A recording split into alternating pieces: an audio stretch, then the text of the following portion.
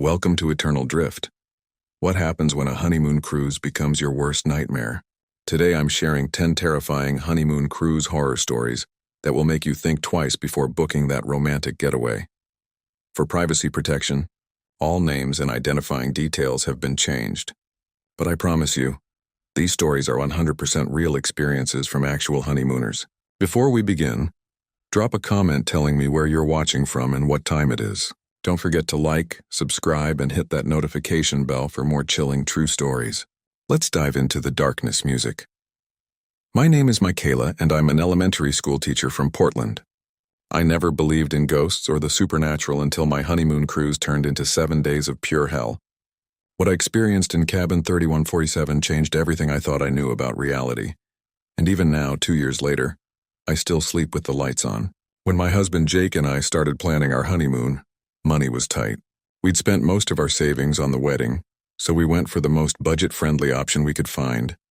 A 7-day Caribbean cruise with an interior cabin. No windows, no balcony, just a small room with a bed and bathroom. Everyone told us we'd barely spend time in the cabin anyway, so why waste money on an ocean view? I wish I'd listened to my gut when I felt that strange chill looking at the booking confirmation. We boarded the majestic seas on a sunny Saturday afternoon in June, giddy with excitement and exhaustion from the wedding week.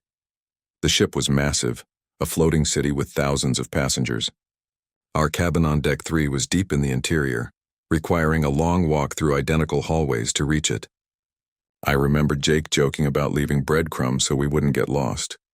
When we finally found 31 Wangi 47, I slid the keycard and pushed open the door to our home for the next week.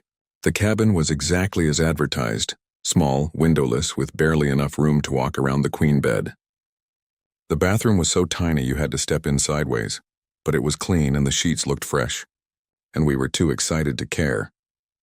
We unpacked our suitcases into the narrow closet and tiny drawers, then headed up to the Leo deck for the Sailor away party. By the time we returned that night exhausted and sunburned, all I wanted was to collapse into bed. That's when I first felt it, that sensation of being watched. I was brushing my teeth in the cramped bathroom when the hairs on the back of my neck stood up. I turned around quickly, toothbrush still in my mouth. But Jake was already asleep on the bed, his phone playing some video. I shook it off as paranoia from being in an unfamiliar enclosed space. Have you ever felt like the walls are closing in on you, even when you know logically they're not moving? That's how the next 6 days felt. Around 3 a.m. I woke to whispers. At first, I thought it was voices from the hallway or the cabin next door. But as I lay there in the pitch darkness, no windows meant absolutely no ambient light. I realized the whispers were coming from our bathroom. My heart started pounding. I grabbed my phone and turned on the flashlight. The beam cutting through the darkness. Jake stirred but didn't wake. I held my breath and listened. The whispers had stopped. I told myself it was the pipes or air conditioning or sound, traveling through the ventilation system. Cruise ships are noisy mechanical places, but I didn't sleep the rest of that night, lying rigid in bed, straining to hear every sound. The second day I was exhausted but determined to enjoy our honeymoon. We spent the day at a beach in Cozumel, swam with fish, drank too many pina coladas. When we returned to the cabin to shower and change for dinner, I noticed something odd. My journal, which I'd left on the small desk, was now on the bed. Not just moved, but open to a page I hadn't written yet. The blank page had what looked like a water stain in the shape of a handprint. I asked Jake if he'd moved it. He looked at me like I was crazy. He'd been with me all day. I tried to laugh it off, but my hand shook as I put the journal back. That night at dinner, I couldn't shake the feeling that something was wrong with our cabin. Jake noticed I was distant and asked if I was okay. I didn't want to ruin our honeymoon with paranoid fears, so I smiled and blamed it on too much sun. That night, the whispers came back. But this time they were louder, more insistent. And this time I heard words. Not clear enough to understand, but definitely words in a rhythm that sounded like someone urgently trying to communicate. I woke Jacob, gripping his arm hard enough to bruise. "Do you hear that?" I whispered. He listened, groggy and confused. "Hear what?" The whispers from the bathroom. We both sat in silence. I could hear them clearly, a desperate murmuring that made my skin crawl. Jake heard nothing. He held me and suggested I was having anxiety from the windowless room that some people get claustrophobic in interior cabins. He offered to see if we could upgrade or change cabins in the morning. I agreed, even though I knew what I was hearing was real. The next morning, the bathroom floor was wet. Not just damp, but soaking wet, with distinct footprints leading from the shower to the bed. Neither of us had showered yet. Jake checked for leaks while I stood in the doorway, my heart hammering. He found nothing. No dripping pipes, no water source. The footprints were small, smaller than mine, like a child's feet. We went to guest services to request a cabin change. The woman at the desk was polite but firm. The ship was at full capacity. No cabins available. I tried to explain about the weird occurrences, but Jake interrupted, asking instead about upgrading to a cabin with a window. The price they quoted was astronomical money we simply didn't have. We were stuck in 3147. By day 4, I was unraveling. I'd barely slept. Every time I closed my eyes, I felt that sensation of being watched. Objects in the cabin were moving when we were gone. Jake's shoes rearranged, towels refolded differently than housekeeping would do them. The temperature dropping so cold we could see our breath despite the Caribbean heat outside. Jake was getting frustrated with me. He thought I was having some kind of breakdown, that the stress of the wedding and being newly married was manifesting his paranoia. We had our first real fight that afternoon. I accused him of not believing me, of not protecting me. He accused me of ruining our honeymoon with crazy stories.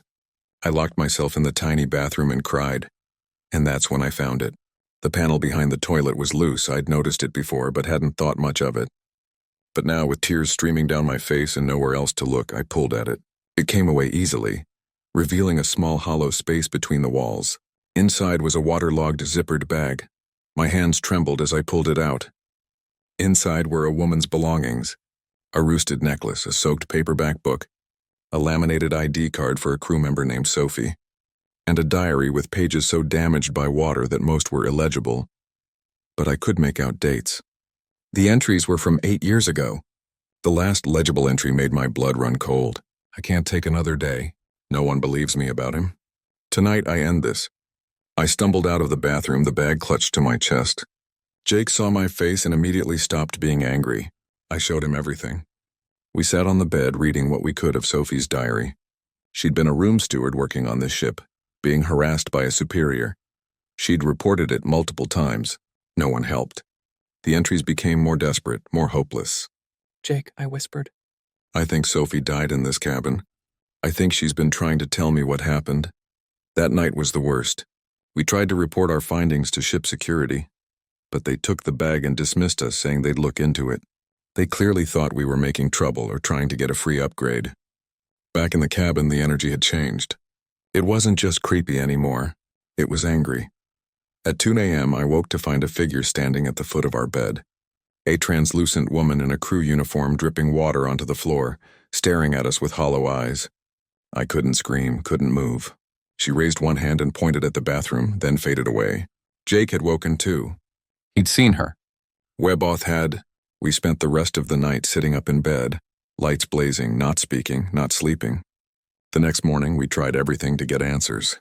We went to the purser's office, guest services, even tried to speak to the captain.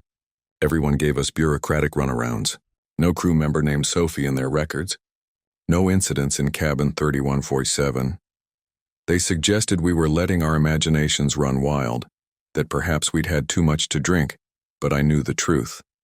The crew knew something had happened in that cabin and they were covering it up. How many other passengers had experienced what we had? How many had been dismissed and gas-lit like we were? The final 2 nights, we barely stayed in the cabin. We slept in deck chairs and quiet lounges anywhere but that room. We only went back to shower and change. Every time we entered, the temperature dropped. Every time we left, something was different when we returned. When we finally disembarked on that last Saturday, I practically ran down the gangway. I've never felt relief like I did breathing fresh air on solid ground. We'd survived, but we'd been forever changed. I've tried to research Sophie since we got home. I found nothing. No records, no news stories, no missing person reports. It's like she never existed or like her existence was deliberately erased. The cruise line never responded to my mails or letters. They sent a standard customer service response thanking us for our feedback. I'm telling you this story because I need people to know that something terrible happened in cabin 3147 on the majestic seas. Sophie deserves to be remembered. She deserves justice, and future passengers deserve to know what they're booking when they choose that cabin. I'll never set foot on a cruise ship again. And I'll never stop wondering what really happened to Sophie or why her spirit is trapped in that tiny windowless cabin, doomed to relive her final moments over and over. Some people say ghosts aren't real, that there's always a logical explanation. Those people have never spent 7 nights in cabin 3147. My name is Ocean, and I'm a software engineer from Chicago.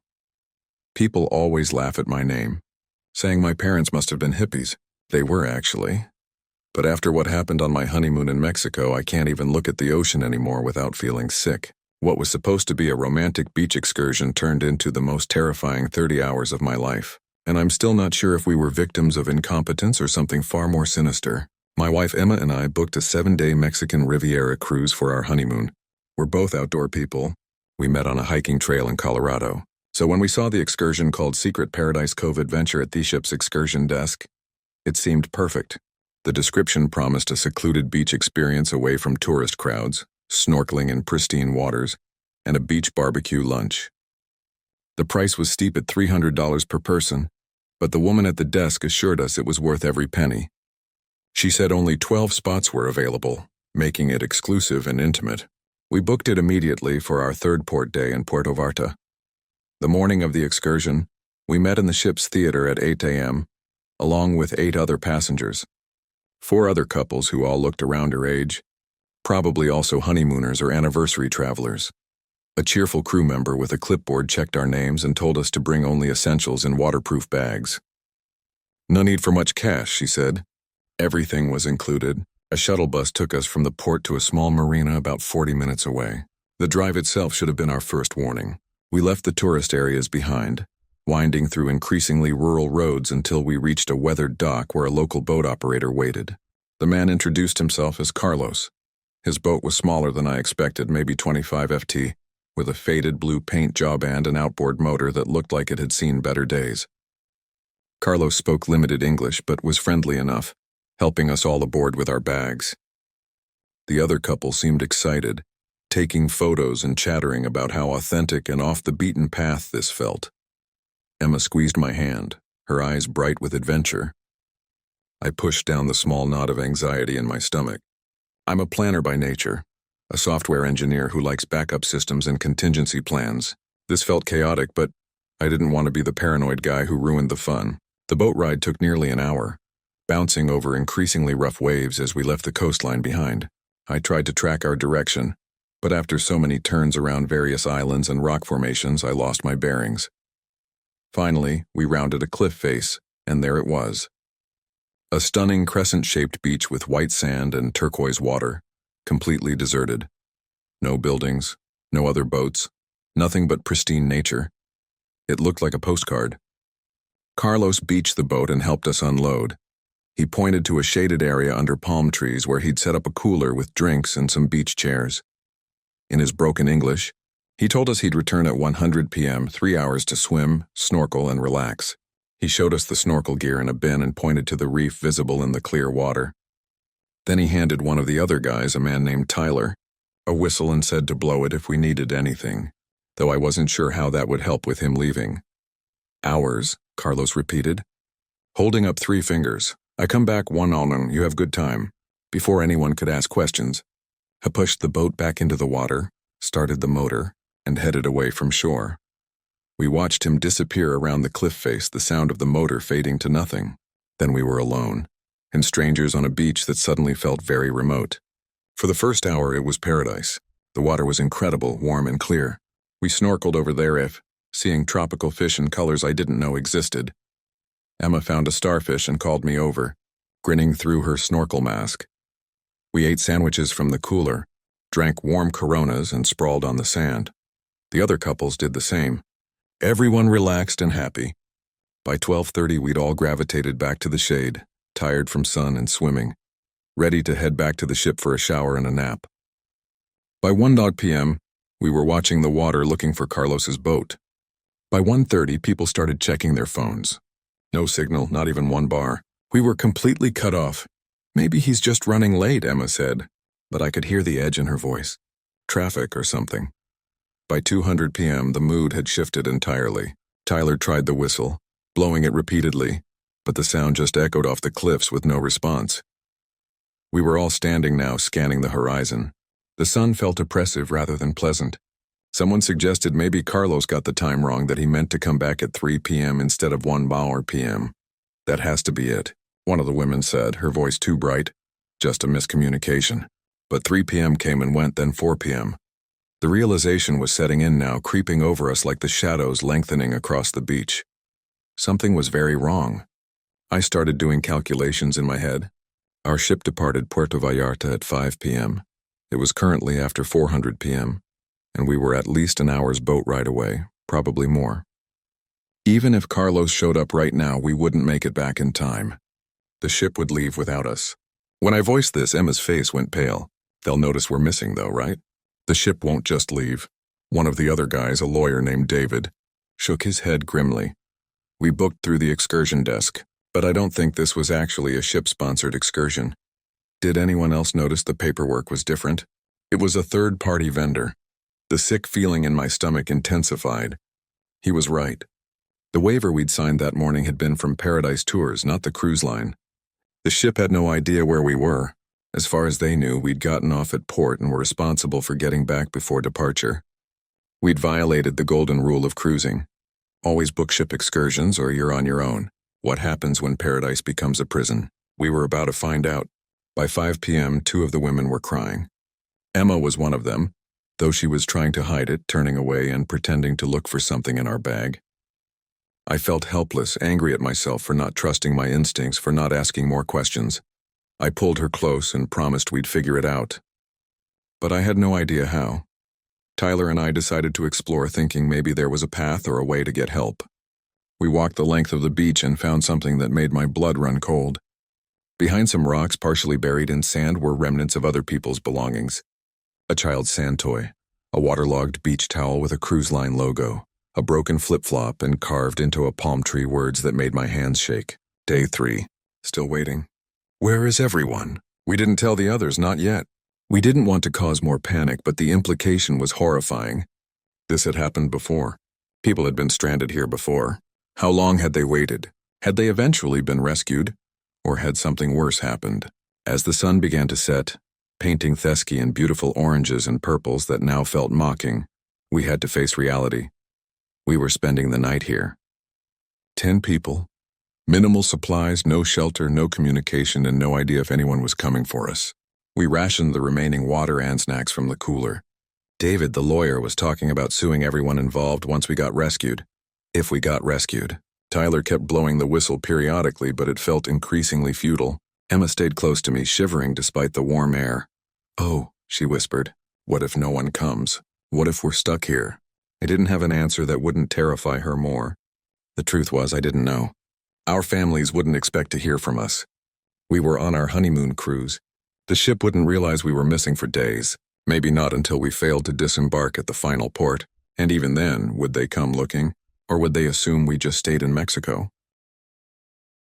The night was the longest of my life. We had no blankets, no fire. The temperature dropped, and the beach that had seemed so beautiful became eerie and threatening. Strange sounds came from the jungle behind us, animal calls we couldn't identify. The women huddled together. The men took turns staying awake, watching the water for any signs of a boat, any signs of rescue. Around 3 a.m., I heard Emma crying softly. I'm so sorry, I told her. This is supposed to be our honeymoon. I should have stopped. She interrupted. We both chose this. We'll get through it together. But I wasn't sure we would. I was a software engineer, not a survivalist. I knew coding languages and system architecture, not how to purify water or build shelter or signal for help. None of us did. We were just regular tourists who, trusted the wrong people. Dawn finally came, and with it a new kind of despair. Another day stranded meant another day without fresh water beyond the few bottles left in the cooler. Another day of exposure to sun we had no protection from. Another day of not knowing if anyone was looking for us. Around 10 a.m. on that second day, we heard it. A boat motor. We all scrambled to our feet, screaming and waving. A Mexican Navy patrol boat rounded the cliff, and I've never felt relief like that in my life. They'd been searching for us. The cruise line had eventually noticed our absence and contacted authorities, but it had taken almost 30 hours. As they loaded us onto the patrol boat, a young officer told us Carlos had been arrested. Apparently, he'd done this before, taking tourists to remote locations and abandoning them, collecting payment from the fake excursion company, then disappearing. Sometimes he'd return and demand more money for rescue. Sometimes he'd just leave people there until authorities found them. We'd been lucky, others hadn't been. We never got back to our cruise ship. It had sailed without us. We spent 2 days dealing with police reports and Mexican authorities before flying home. Our honeymoon ended in a police station, not in romantic sunsets and champagne. I still have nightmares about that beach, about watching the horizon for a boat that wouldn't come, about the carved message in the tree and wondering who wrote it and if they made it home. Emma and I are okay now, stronger actually because we survived something terrible together. But I'll never book another beach excursion and I'll never trust paradise again. The worst part, the cruise line and the excursion company are still fighting about liability. No one wants to take responsibility for the fact that they almost killed 10 people by not properly vetting their vendors. We were just revenue to them, not human beings whose lives mattered. If you're reading this and planning a cruise, please, I'm begging you, only book ship-sponsored excursions. Don't let a pretty picture and promises of adventure cloud your judgment. Paradise can become a prison faster than you can imagine, and when you're stranded with no way home, every passing hour feels like a lifetime. We were lucky. Not everyone is. My name is Novel Lee, and I work as a registered nurse in Boston's busiest emergency department. 4 years of saving lives, treating heart attacks, stabilizing trauma victims, managing overdoses. I thought I understood medical emergencies. Then my appendix tried to kill me on my Alaskan honeymoon, and I learned that sometimes the deadliest thing in a hospital isn't the disease. It's the people refusing to treat it. Derek and I picked Alaska because we wanted adventure instead of a beach resort everyone chooses. 10 days sailing through the Inside Passage, glaciers, whales, fresh salmon every night. We boarded in Seattle on a Saturday in July, giddy and exhausted from wedding chaos. Our balcony cabin had views of mountains and water. Everything felt perfect.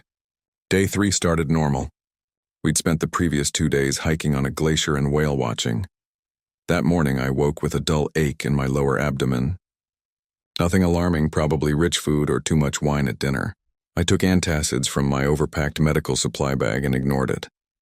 Derek wanted to do our scheduled excursion, and I wasn't going to be the wife who ruins the honeymoon over a stomach ache. By noon, the pain had moved. Sharp now, localized to my right lower quadrant. The nausea hit around 100 p.m. Low-grade fever by 2 p.m. I've diagnosed appendicitis dozens of times in the ER. The progression was textbook. Periumbilical pain migrating to McBurney's point rebound tenderness. Systematic inflammation. My own body was giving me a diagnosis I desperately didn't want to accept. We need to go to the medical center, I told Derek as we headed back from the deck. His face showed concern mixed with frustration. This cruise cost us a fortune, but something in my expression made him turn immediately toward the elevator without arguing. The ship's medical center occupied Asmal space on deck 2. Clean, efficient, obviously designed for minor issues, seasickness, cuts, sunburns. The receptionist took my information and told us to wait. I sat timing my pain intervals, watching the intensity increase. This needed imaging, blood work, possibly surgical evacuation. We were sailing through remote Alaskan waters. Evacuation meant Coast Guard helicopters and $50,000 price tags. The doctor who called me back had gray hair and a Florida medical license on his wall. I explained my symptoms using precise medical terminology, hoping professional language would convey urgency. I'm an ER nurse. This presentation is consistent with acute appendicitis. Pain started periumbilical this morning, now localized right lower quadrant. Rebound tenderness, nausea, low-grade fever. I need imaging and blood work. He typed notes without looking up. Sounds like gastroenteritis. Very common on ships. Something you ate. I'll prescribe anti-nausea medication and pain management. The dismissal was so casual it took me a moment to process. Doctor, this isn't gastroenteritis. I need a CT scan or ultrasound. CBC to check white count. These are classic appendicitis symptoms. Miss Navi, he interrupted, voice patronizing. I've practiced medicine for 30 years. This is gastroenteritis. Take the medications, rest. You'll improve by tomorrow. Derek squeezed my hand. Shouldn't we run tests just to be certain? The doctor's expression hardened. Tests are expensive and unnecessary here. Return in 24 hours if symptoms persist. 24 hours, with a potentially rupturing appendix. That timeline could mean peritonitis, sepsis, death. I tried again, forcing calm into my voice despite rising panic. If this is appendicitis and it ruptures, I could die. That's not dramatic. That's medical fact. I've made my diagnosis, excuse me. I have other patients. Back in our cabin, I lay in bed monitoring myself like a clinical case study. The medications he'd given me on Dankatron and Tramadol would mask symptoms without addressing the underlying problem. Temperature climbing, pain intensifying, abdominal rigidity increasing. Every sign confirmed what I already knew. By evening, the pain was excruciating. I couldn't stand upright. Derek called the medical center repeatedly, begging them to see me again. Around 10 p.m., a nurse finally came to our cabin.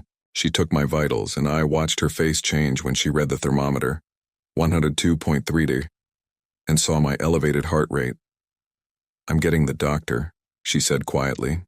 The same physician arrived 30 minutes later, visibly annoyed. He examined me quickly, perfunctorily. Gastroenteritis running its course. "The fever is expected. Continue the medications."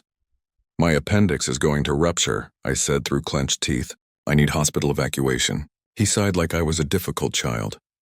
"Evacuations are extremely expensive, requiring Coast Guard intervention. Wouldn't initiate that for gastroenteritis." After he left, I shook with fever andrage.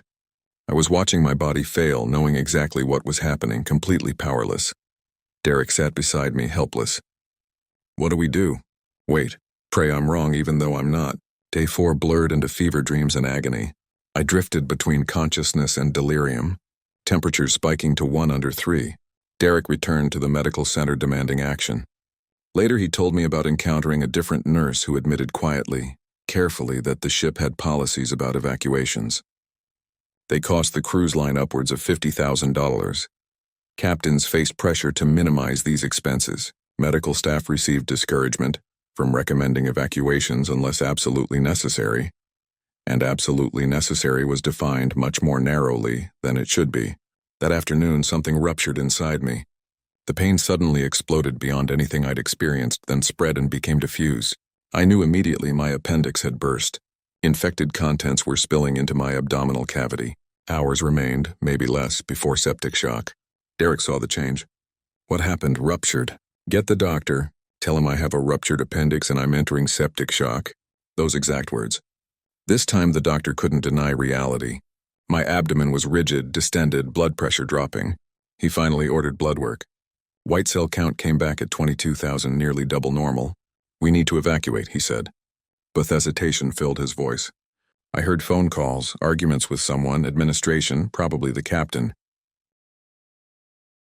Fragments reached me. Cost implications, liability concerns, threatening lawsuit. I faded in and out, infection ravaging my system. This was how I would die. Not in some dramatic emergency, but because of spreadsheets and cost-benefit analyses. Because someone calculated my life wasn't worth $50,000. The helicopter sound finally came hours later. I don't know how many. Derek had threatened media exposure, massive lawsuits, public relations nightmares. Whether that changed their minds or I'd simply gotten sick enough they couldn't legally justify further delays, I'll never know. The evacuation remains a blur. Stretcher, roaring helicopter blades.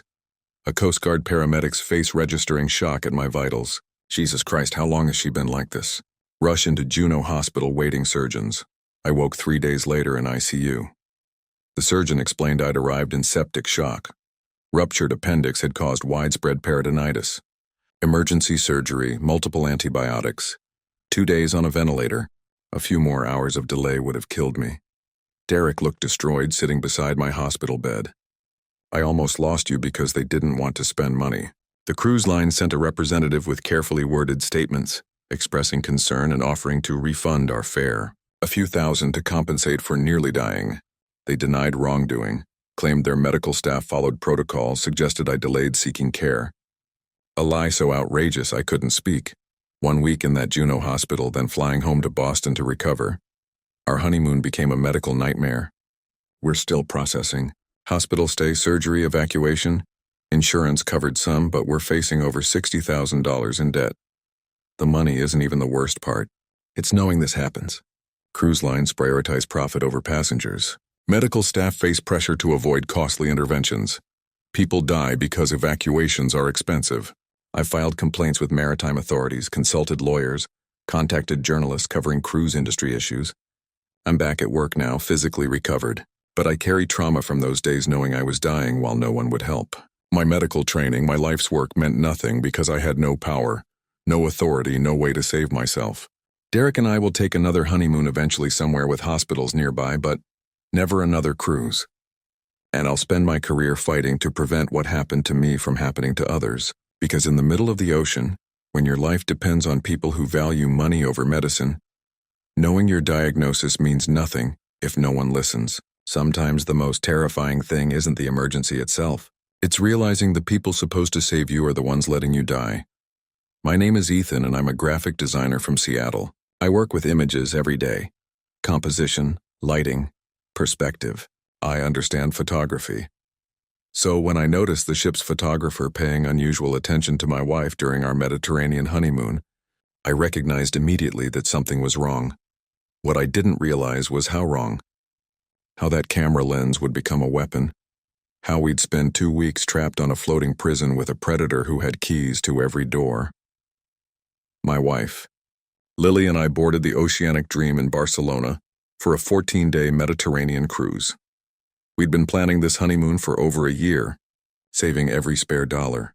Lily teaches kindergarten and I freelance, so this trip represented a significant investment. We were determined to make every moment count. The ship employed multiple photographers stationed at various locations. Embarkation, formal dining rooms, excursion departure points. They'd take candid shots and posed photos, then post them in the photo gallery for passengers to purchase. Standard cruise ship practice. We'd expected this and had budgeted for a few nice prints to frame at home. I first noticed him on day 2. We were having breakfast at the buffet when a photographer approached our table. Tall guy, maybe mid-30s with inexpensive camera and crew uniform.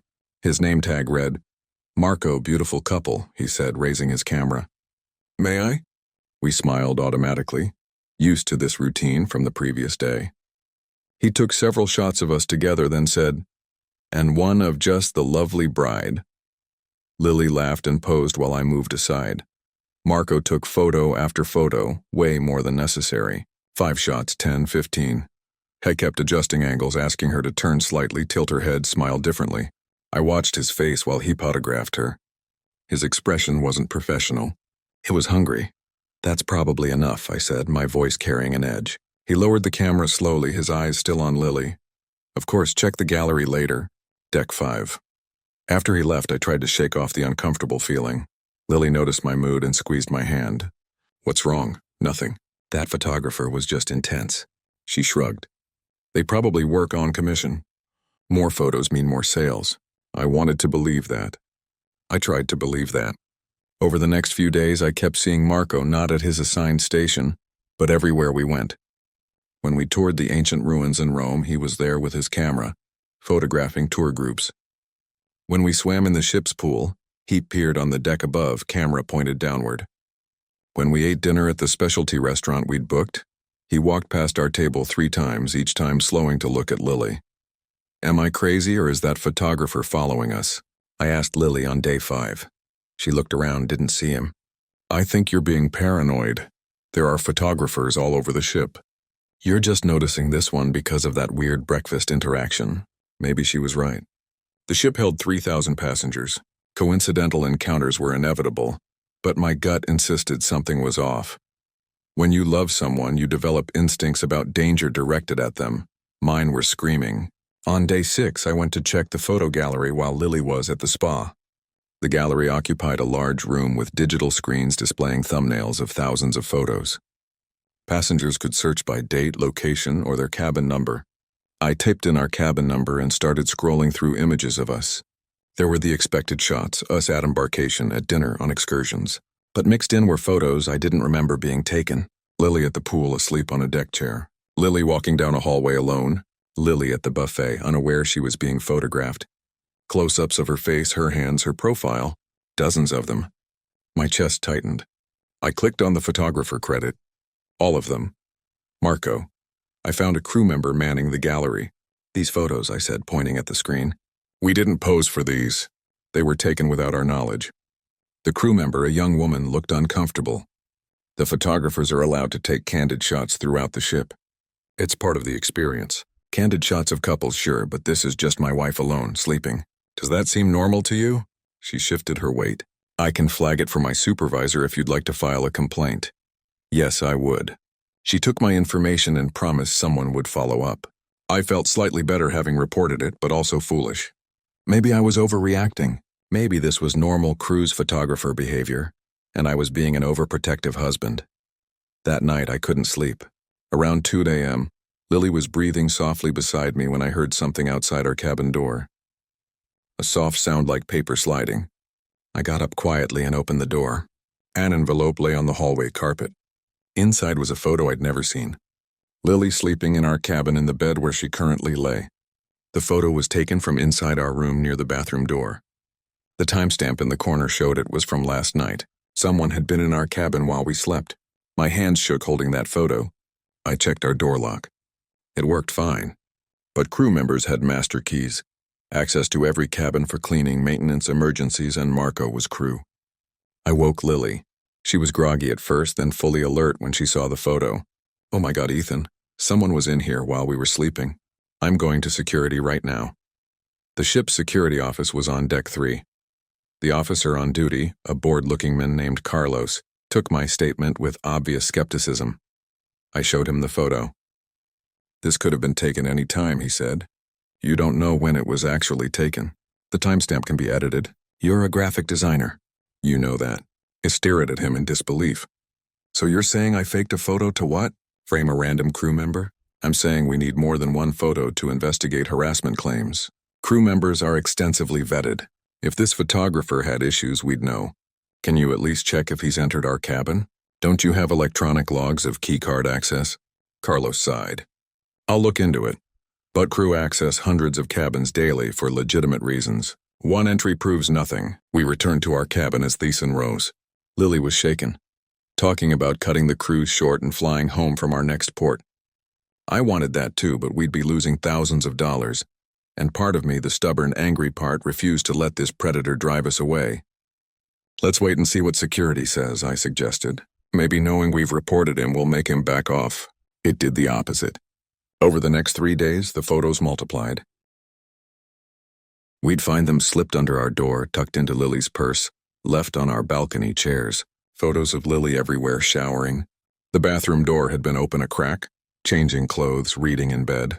Someone was documenting her life in invasive, terrifying detail. We went back to security, showed them everything. They promised to investigate, but continued treating us like we were causing unnecessary drama. The ship's customer service manager suggested we might be fabricating the situation to get a refund or upgrade. Why would we make this up? Lily demanded, her voice breaking. Look at these photos. Someone is stalking me on your ship and you're doing nothing. The manager's expression remained professionally sympathetic, but ultimately dismissive. We take all passenger concerns seriously. Security is investigating. In the meantime, please keep your door locked and report any direct contact. Direct contact came on day 11. Lily was alone in our cabin while I was at the gym. She texted me, "Come back now. Emergency." I ran, found her sitting on the bed, pale and shaking, holding a note written on ship stationery. "You're so beautiful when you sleep. I come in every night to watch you. You never wake up. Tomorrow night I'll do more than watch." That note broke something in me. Protective instinct, rage, fear, all of it exploded. I stormed to the photography office and demanded to see Marco. The supervisor said he wasn't working that day. I asked for his cabin number, his schedule, anything. She refused, citing employee privacy. I went to the captain's office, got stonewalled by assistants, filed formal written complaints, made threats about lawyers and media exposure. Nothing moved the massive bureaucratic machinery of cruise ship hierarchy. Security finally interviewed Marco on day 12. They told us he denied everything, said he'd barely interacted with us, suggested we were troubled passengers seeking attention. No physical evidence connected him to the photos or notes, they said. Anyone could have printed photos from the gallery system. The notes were typed, not handwritten. Impossible to prove authorship. What about checking our cabin access logs? I demanded. We checked. Multiple crew members accessed your cabin during the cruise for turndown service, maintenance requests, housekeeping. Nothing unusual, but he was one of them. We can't disclose which specific crew members entered your cabin. Privacy regulations. The system was designed to protect the cruise line and its employees, not passengers. We were trapped in a nightmare with no way out except waiting for the cruise to end. The final 2 nights as Lily and I barely slept. We pushed the desk chair against the door, stayed awake in shifts, jumped at every sound. Marco appeared constantly in hallways at dinner near our cabin, always just far enough away that we couldn't accuse him of directly approaching us, but close enough that we knew it was deliberate. When we finally disembarked in Barcelona, I felt like we'd escaped prison. We'd survived, but something had been stolen from us. Our sense of safety, our trust in institutions meant to protect us. Our honeymoon memories. Back home in Seattle, I filed complaints with maritime authorities, contacted attorneys specializing in maritime law, and reached out to journalists covering cruise industry problems. Most told me that proving harassment by crew members is nearly impossible. The cruise lines have sophisticated legal protections. Crew members operate in a gray area of international law where accountability barely exists. I still have all the photos. I've studied them with my designer's eye, looking for evidence I might have missed. Sometimes I see reflections in windows or mirrors, a figure that might be Marco, but might be isn't enough for law enforcement or lawyers. Lily started therapy to process the trauma. She has nightmares about being watched, about locked doors that don't actually lock. She can't look at photographs anymore without wondering who took them and why. I failed to protect her. That's what haunts me most. I recognized the danger early but couldn't stop it. The system failed us repeatedly, choosing to protect its reputation and employees over passenger safety. And somewhere out there, Marco is still working on cruise ships, still carrying a camera, still looking for his next victim. If you're reading this and planning a cruise, understand that crew members have access to everything. Your cabin, your movements, your most private moments. They have keys to every door and the cruise line's protection when passengers complain. The photos in the gallery aren't just memories for sale. They're surveillance, and some crew members understand that power and choose to abuse it. We'll never cruise again, but more than that, we'll never feel entirely safe in hotels, vacation rentals, anywhere someone else holds the keys. That's what Marco took from us. Not just 2 weeks of our honeymoon, but our ability to trust that locked doors keep monsters out, because sometimes the monster wears a uniform and a smile, carries a camera instead of a weapon, and knows the system will protect him no matter what he does. My name is Elise, and I work in marketing for a tech startup in Miami. I'm good at my job because I notice patterns, analyze data, read between corporate lines. Those skills saved my sanity during the worst week of my life, even if they couldn't save my husband. Because when someone vanishes from a cruise ship in the middle of the Caribbean, the company's priority isn't finding them, it's managing the narrative, and I became collateral damage in their PR strategy. Brandon and I had been married for 3 years when we finally took our long-postponed honeymoon. Work had consumed us both. He was finishing his residency in pediatrics. I was launching a new product line. We kept saying next year until we finally blocked off 7 days in March for a Caribbean cruise. Nothing fancy, just an affordable Western Caribbean route. Miami, Casmile, Biz, Honduras. We boarded on Sunday afternoon, exhausted but happy. Our cabin was small interior, nothing special. We unpacked, explored the ship, ate too much at the buffet, watched the sail away from the deck. That first night we fell asleep early, jet-lagged and content. Monday was perfect. We snorkeled in Cozumel, drank margaritas on a beach, came back to the ship sunburned and laughing. At dinner, Brandon ordered lobster and made jokes about finally understanding why people love cruising. We went to the comedy show, then to the casino where he played blackjack while I watched. Around midnight, we headed back to our cabin. We were both half asleep when Brandon realized we'd forgotten to fill our ice bucket. Our cabin was stuffy and we wanted cold water for the night. "I'll grab some," he said, pulling on shorts and a t-shirt. "Be right back." I mumbled something about hurrying because I was falling asleep. Heard the door click shut. That was 2:07 a.m. on Tuesday morning. I know because I checked my phone before rolling over. I woke up around 8 a.m. to sun streaming under the door. The hallway lights meant morning. Brandon's side of the bed was empty, still made. The ice bucket sat by the door, still empty. My first thought was that he'd felt sick, gone to the medical center without waking me. I called his cell. It rang from his nightstand where he'd left it charging. That sparked the first flicker of concern. Brandon was attached to his phone because of the hospital. He wouldn't go anywhere without it, even on vacation. I got dressed quickly and went to the ice machine on our deck. Empty hallway, humming ice maker, no Brandon. I checked the nearby bathrooms, then started walking the ship systematically. Buffet, pool, deck, gym, coffee shop, nothing. By 10 a.m., I was in the guest services line, trying to keep panic out of my voice. The woman at the desk listened to my explanation with professional concern. "I'm sure he's fine," she said, typing notes. "Passengers sometimes lose track of time, have a few drinks, fall asleep in unexpected places. We'll put out a page. He went to get ice at 2 a.m. He's been gone 8 hours. That's not normal. We'll alert our staff to look out for him. In the meantime, check your cabin regularly in case he returns." A page went out over the ship's PA system. "Would passenger Brandon Chen please contact guest services or return to cabin 4127? I stood in the hallway listening to my husband's name echo through the ship, feeling surreal and terrified. By noon, there was still no sign of him. I returned to guest services, more insistent now. They connected me with security, a man named Thomas who took my statement in a small windowless office. He asked questions about Brandon's drinking habits, mental health, whether we'd been arguing. "He's a pediatric resident," I said, forcing calm. "He doesn't drink much." We weren't fighting. "He went to get ice and never came back. Something happened to him." Thomas nodded in a way that felt practiced. "We're conducting a thorough search, checking all public areas, reviewing camera footage. These situations usually resolve quickly." "Usually. How often does this happen?" He paused. "More often than you'd think. Ships are large, complex environments. People get disoriented, especially at night after drinking. Brandon wasn't drunk. He was going to get ice. We'll find him," Thomas said, but his eyes told a different story. One of routine procedure rather than genuine urgency. I spent Tuesday afternoon searching myself. Every deck, every lounge, every restaurant. I showed Brandon's photo to passengers and crew, asking if anyone had seen him. Most people looked sympathetic but unhelpful. A few crew members reacted strangely. A flicker of recognition, a quick glance away, a practiced response, "I'll keep an eye out." Does a person leave a trace when they vanish? Or do they simply cease to exist in everyone's memory except yours?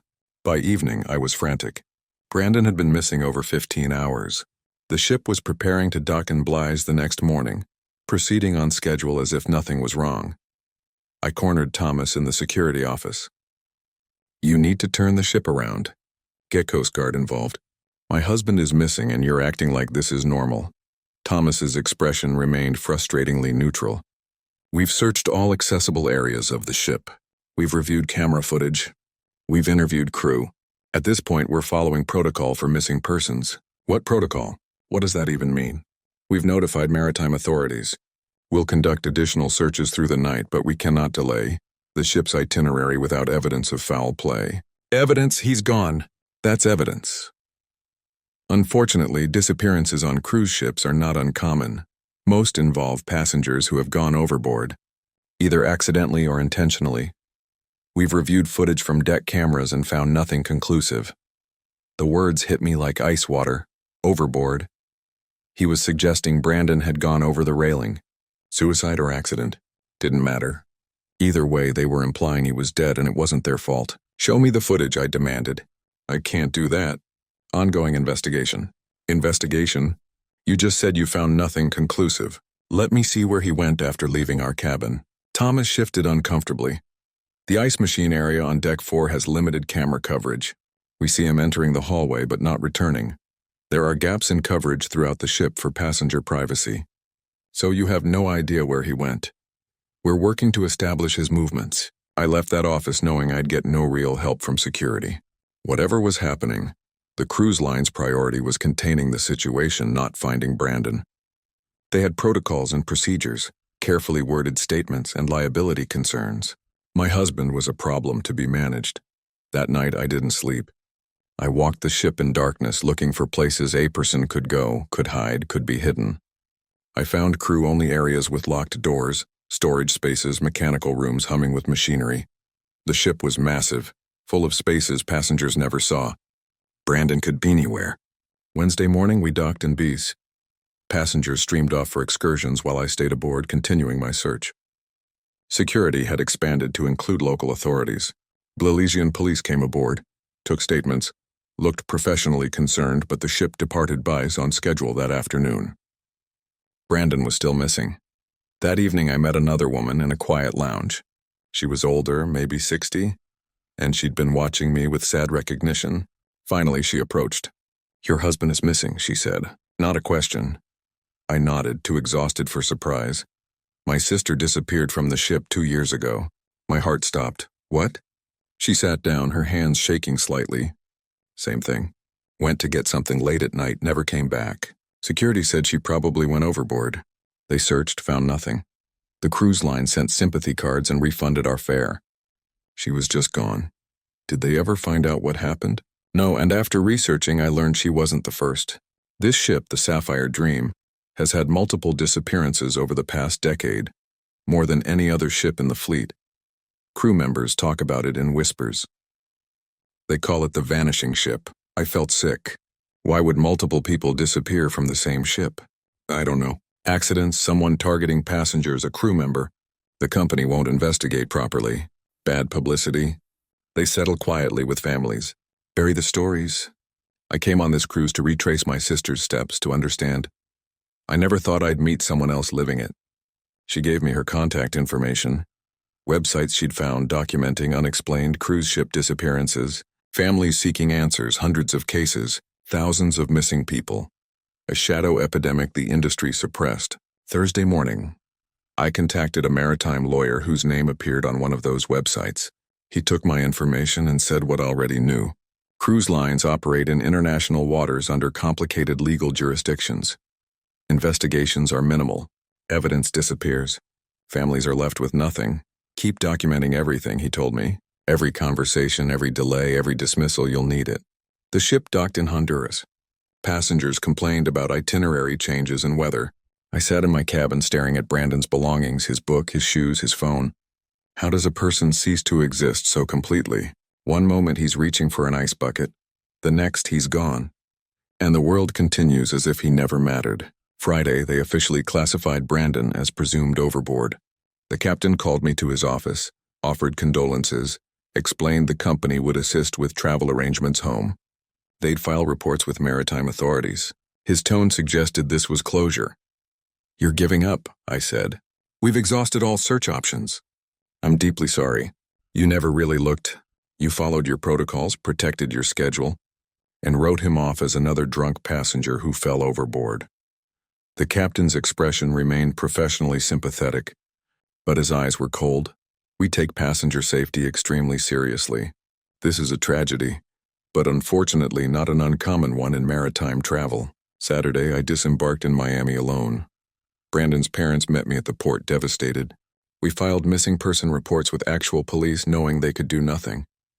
The cruise ship was already departing for its next voyage, full of new passengers who had no idea people vanished from its decks. I've spent 6 months since then trying to find answers. The cruise line stonewalls every inquiry. Maritime authorities closed the case. Brandon is legally dead, though we never found a body. His life insurance company is fighting the claim, saying there's insufficient evidence of death. I've connected with other families, dozens of them, all similar stories. Loved ones who disappeared from cruise ships, companies that conducted minimal searches, investigations that went nowhere. We've formed a group pooling information, pushing for legislation requiring better security and accountability. The worst part is not knowing. Did Brandon fall? Was he pushed? Did he have a medical emergency? Is he somehow still alive somewhere, confused and alone? The possibilities torture me. I replay that night endlessly. Should I have gone with him? Should I have woken up sooner? Should I have demanded the ship turn around immediately? Brandon's toothbrush still sits in my bathroom. I can't make myself put it away. Sometimes I forget he's gone and turn to tell him something before remembering. The absence is louder than any presence ever was. The cruise industry continues operating as always. Ships sail, passengers board, and occasionally people vanish. The companies pay settlements, issue statements, update their safety protocols in meaningless ways. And families like mine are left holding photographs and questions that will never be answered. I quit my marketing job. Couldn't stomach helping companies craft narratives and manage crisis when I'd seen how that machinery works. Now I advocate for cruise ship safety reform, help other families navigate the aftermath, push for laws requiring better investigations. Brandon deserved better than becoming a statistic. They all did. Every person who disappeared into the ocean or the bureaucracy. Every family told to move on and accept the unacceptable. The water holds secrets the cruise lines will never acknowledge.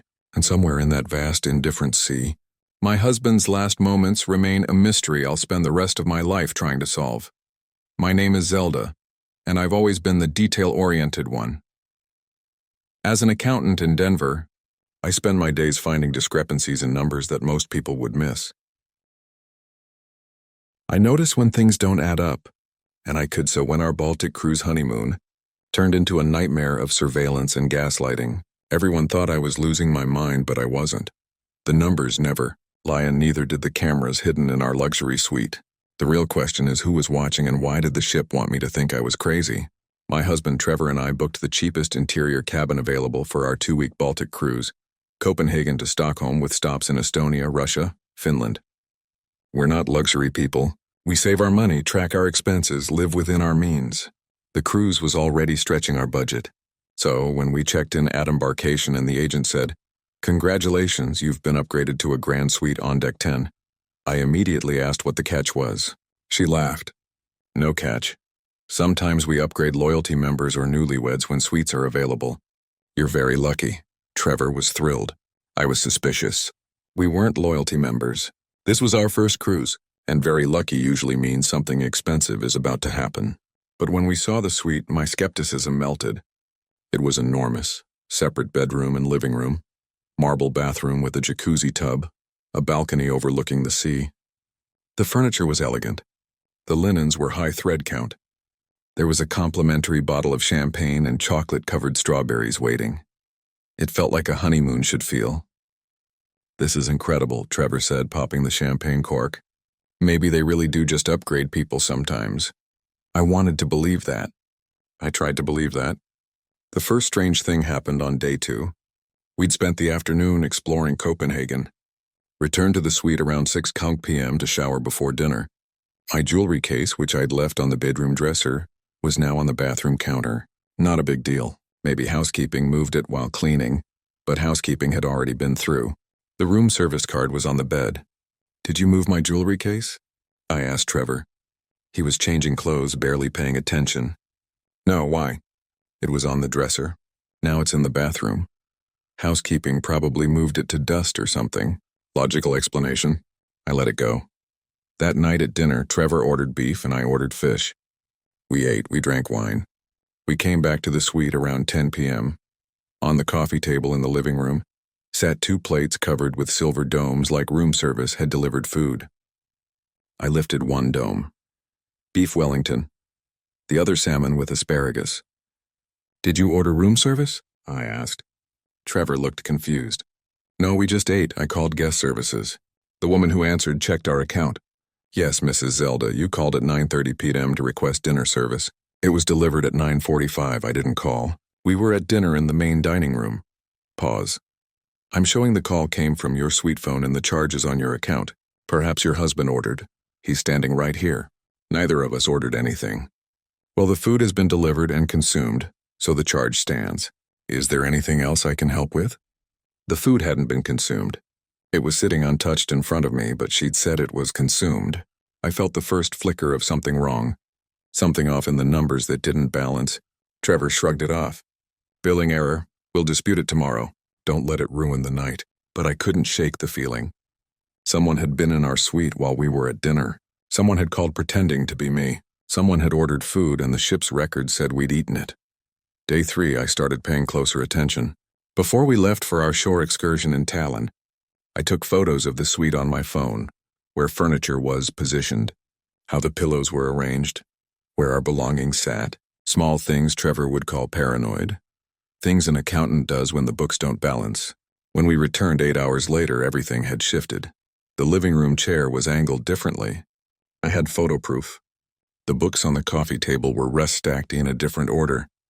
My laptop, which I'd left closed on the desk, was open with the screen dark as if it had recently been in use, then put to sleep. "Someone's been in here," I told Trevor, showing him the photos. He squinted at my phone. "Zelda, these look the same to me.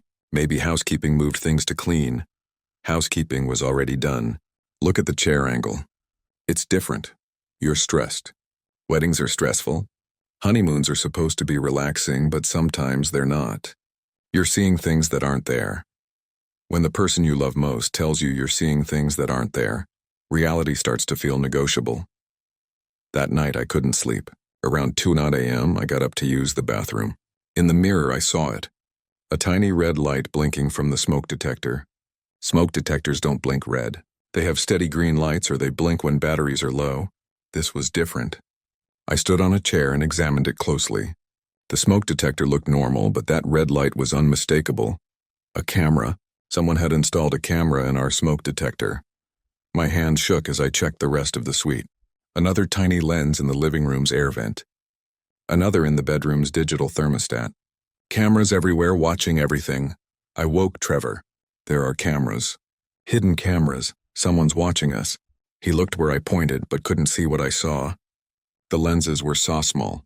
The placement so subtle. "Those are just indicator lights," he said. "Smoke detectors have lights. Thermostats have lights. Trevor, I'm an accountant. I noticed details. These are cameras. Zelda, you need to sleep. You're exhausted and you're letting paranoia." "I am not paranoid." He held up his hands. Okay. In the morning, we'll call security and have them check. But right now, you need to rest." I didn't rest. I lay in bed knowing we were being watched, knowing something deeply wrong was happening, and knowing my husband thought I was having some kind of breakdown. Morning came.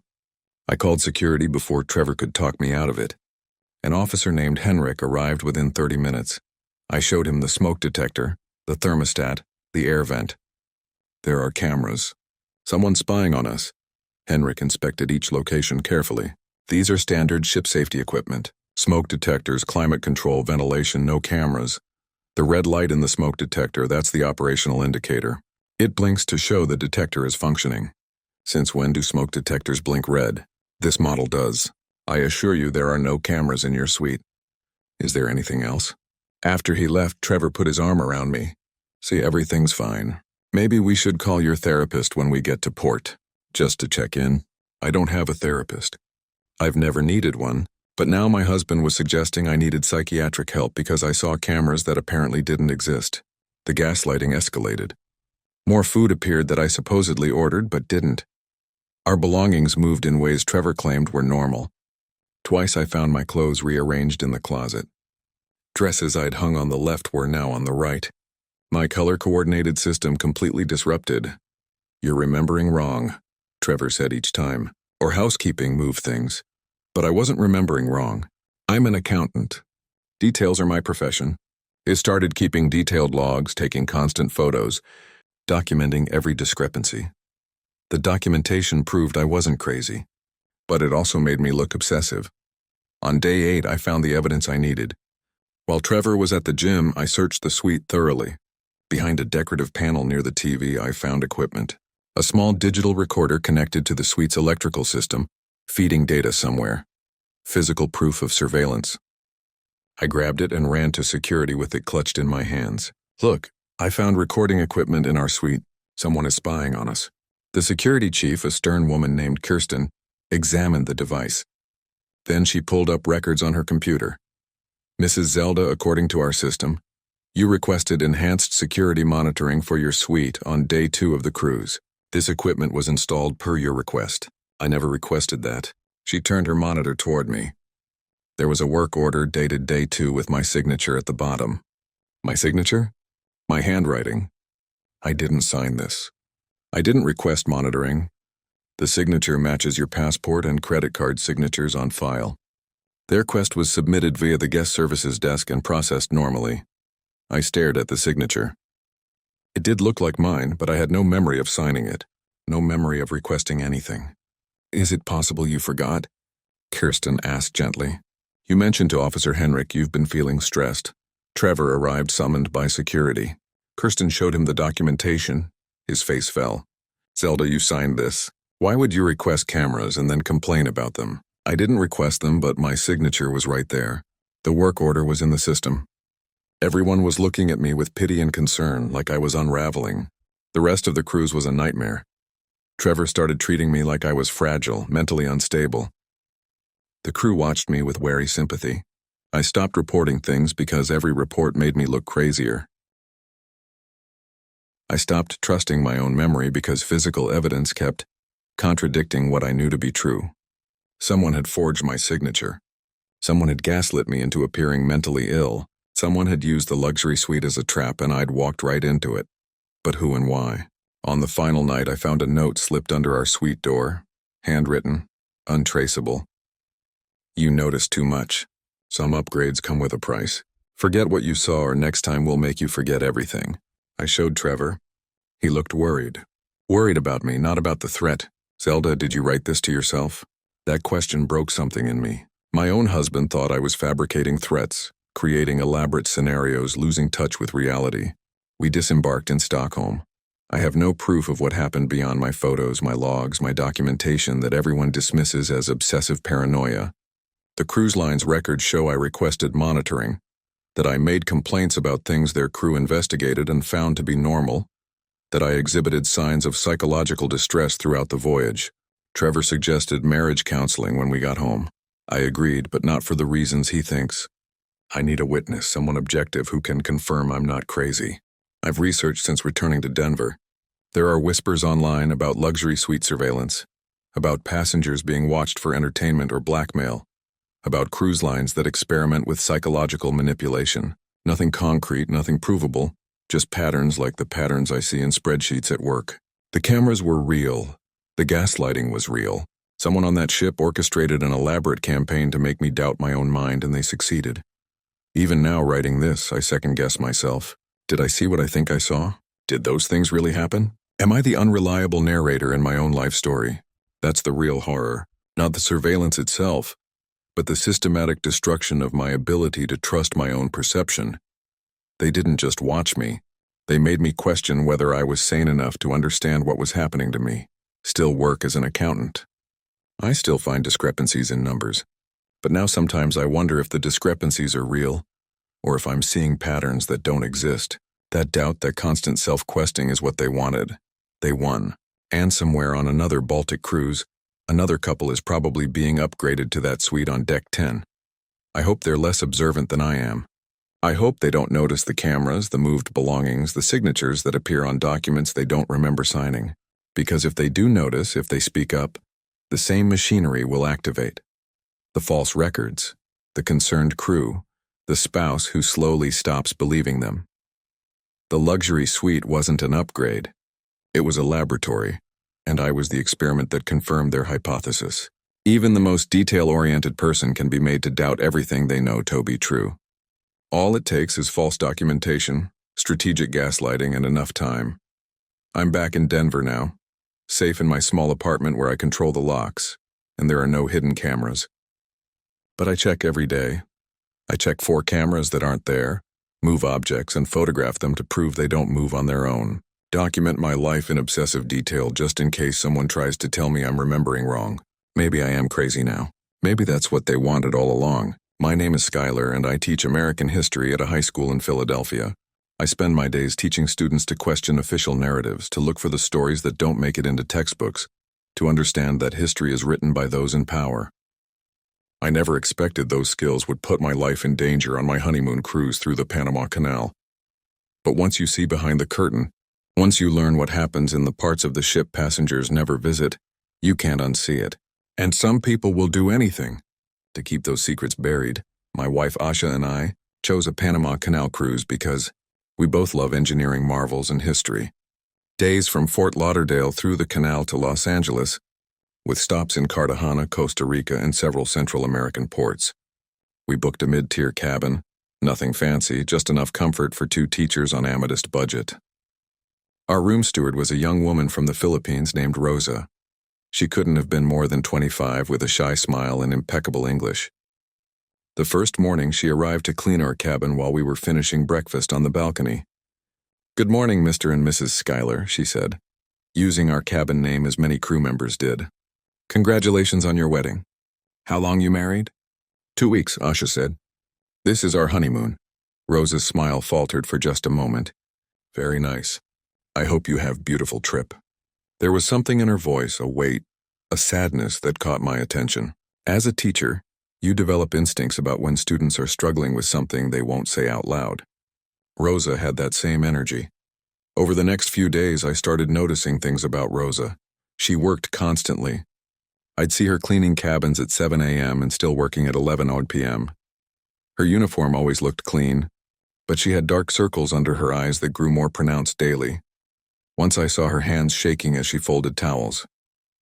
On day 4, Asha and I returned to our cabin around 3 p.m. to grab forgotten sunglasses. Rosa was cleaning, but she was crying silently, tears streaming down her face as she made the bed. When she saw us, she quickly wiped her eyes.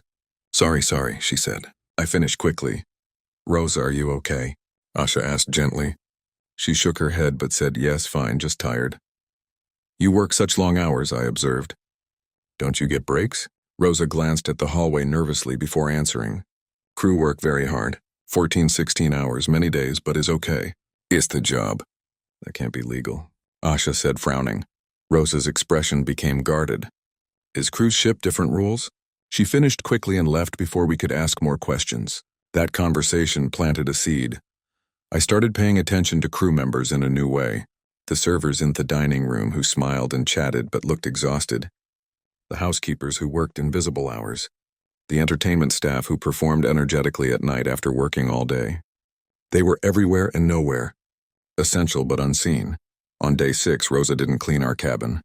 A different steward, a man from Indonesia, did the turn-down service that evening. When I asked about Rosa, he said she working different section today, but the next morning she still wasn't back. When I asked the guest services, they said, crew schedules change regularly. Your cabin will be serviced appropriately. Something felt wrong. In teaching, you learned that institutional non-answers usually hide something significant. That afternoon I went exploring. The ship had clear boundaries. Passenger areas were carpeted, well-lit, decorated. Crew areas were behind unmarked doors that required key card access. But some doors were propped open during the day for supply deliveries. And I'm naturally curious about spaces I'm not supposed to see. I slipped through one such door and found myself in a stark corridor with linoleum floors and fluorescent lighting. The contrast to passenger areas was jarring. This looked institutional, almost prison-like. I walked quickly, trying to appear like I belonged, following signs toward crew quarters. The truth about power is that it's maintained by keeping certain people visible and certain people invisible. I passed crew members who looked at me with surprise but said nothing. They seemed too tired to care about a lost passenger. I found the crew mess hall, a cramped room with industrial tables where dozens of crew members ate quickly, silently like they had limited time before returning to work. Then I saw Rosa. She was sitting alone in a corner, staring at a plate of food she wasn't eating. I approached carefully. Rosa, I've been worried about you. She looked up, startled and afraid. Mr. Schuyler, you cannot be here. Passengers not allowed in crew areas. I know, I just wanted to make sure you were okay. You disappeared. She glanced around nervously. I am reassigned. New section. You have new steward now. What happened? Why were you crying the other day? Her eyes filled with tears again. Please, you must go. If they see you talking to me, it makes trouble for both of us. Who's they? Please, she whispered urgently, just go. Forget you saw me. The fear in her voice was genuine. I left, but I couldn't forget. Back in our cabin, I told Asha everything. She was disturbed but pragmatic. Maybe we should report concerns about crew welfare to the cruise line. And say what? That crew members work long hours. They'll say it's normal, regulated, none of our business. But I couldn't let it go. That night, I did research on my laptop using the ship's overpriced Wi-Fi. What I found horrified me. Cruise ship crew members, mostly from developing countries, work under contracts that amount to debt bondage.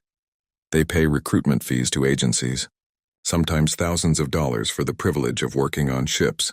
They work 10, 16-hour days, 7 days a week, 4 months without a day off. They live in cramped quarters below the waterline. They have limited rights under maritime law. And if they complain or cause problems, they're terminated and sent home still owing the recruitment fees with no way to pay them back. I found forums where former crew members described conditions that sounded like indentured servitude. And I found something else, references to crew members who disappeared. Not many, but enough to establish a pattern. People who'd complained about conditions or tried to unionize, who suddenly disembarked for family emergencies or violated contracts and were sent home. Except their families claimed they never arrived home. They just vanished. The next day I went back to crew areas. I had to find Rosa, had to understand what was happening. This time I was stopped by a security officer. "Sir, this area is restricted to crew only. I'm looking for Rosa. She was our cabin steward. I'm concerned about her welfare." His expression hardened.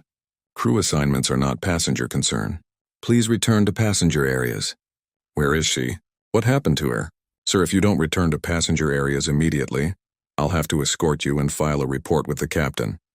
I returned to passenger areas, but now I was being watched. I felt it.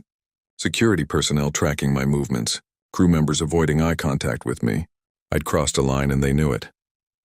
That evening, a man in officer's uniform knocked on our cabin door. He introduced himself as the staff captain, essentially the ship's HR director, Mr. Schuyler. "I understand you've been asking questions about crew members and accessing restricted areas. I'm concerned about the welfare of our steward, Rosa." She seemed distressed, then disappeared. Rosa requested reassignment due to personal reasons. "She's fine, but I need to be clear. Crew areas are off limits to passengers for safety and privacy reasons. Continued violations will result in consequences." "What kind of consequences?" "Confinement to cabin, disembarkation at next port, permanent ban from the cruise line. We take security very seriously." After he left, Asha was shaken. "Schuyler, maybe we should drop this. They're threatening us. They're hiding something." "Why threaten me unless there's something to hide?" "Because you're violating rules. They have a right to enforce boundaries." She was probably right. But the teacher in me couldn't stop asking questions, couldn't stop seeing patterns in the data. On day 10, I received a note slipped under our cabin door. Handwritten, anonymous. "You ask about Rosa. She didn't request reassignment. She told supervisor about debt bondage, about crew members who tried to organize. They put her in isolation. She will be sent home when we reach Panama, but she has nowhere to go. Her family thinks she still works here. She still owes $5,000 to recruitment agency. If she goes home with no money, no job, agency will come after her family. This happens to crew who talk. Stop asking questions before it happens to you." My hands shook reading it. This wasn't just poor working conditions. This was systematic oppression, possibly trafficking, and they were willing to threaten passengers to keep it quiet. I showed Asha. She was torn between moral outrage and self-preservation. What can we even do? We're leaving the ship in 5 days. I can document this, write about it, contact labor organizations, journalists, and put ourselves in danger for the rest of the cruise. I didn't have a good answer, but that night, I started documenting everything, taking photos of crew areas when I could, writing down everything I'd learned, researching labor organizations that worked on maritime issues. On day 12, we docked in Cartagena. I went ashore and found an internet cafe where I could use a computer not monitored by the ship. I sent everything I'd gathered to 3 maritime labor rights organizations and 2 journalists who'd written about cruise industry abuses. When I returned to the ship, I was stopped at security.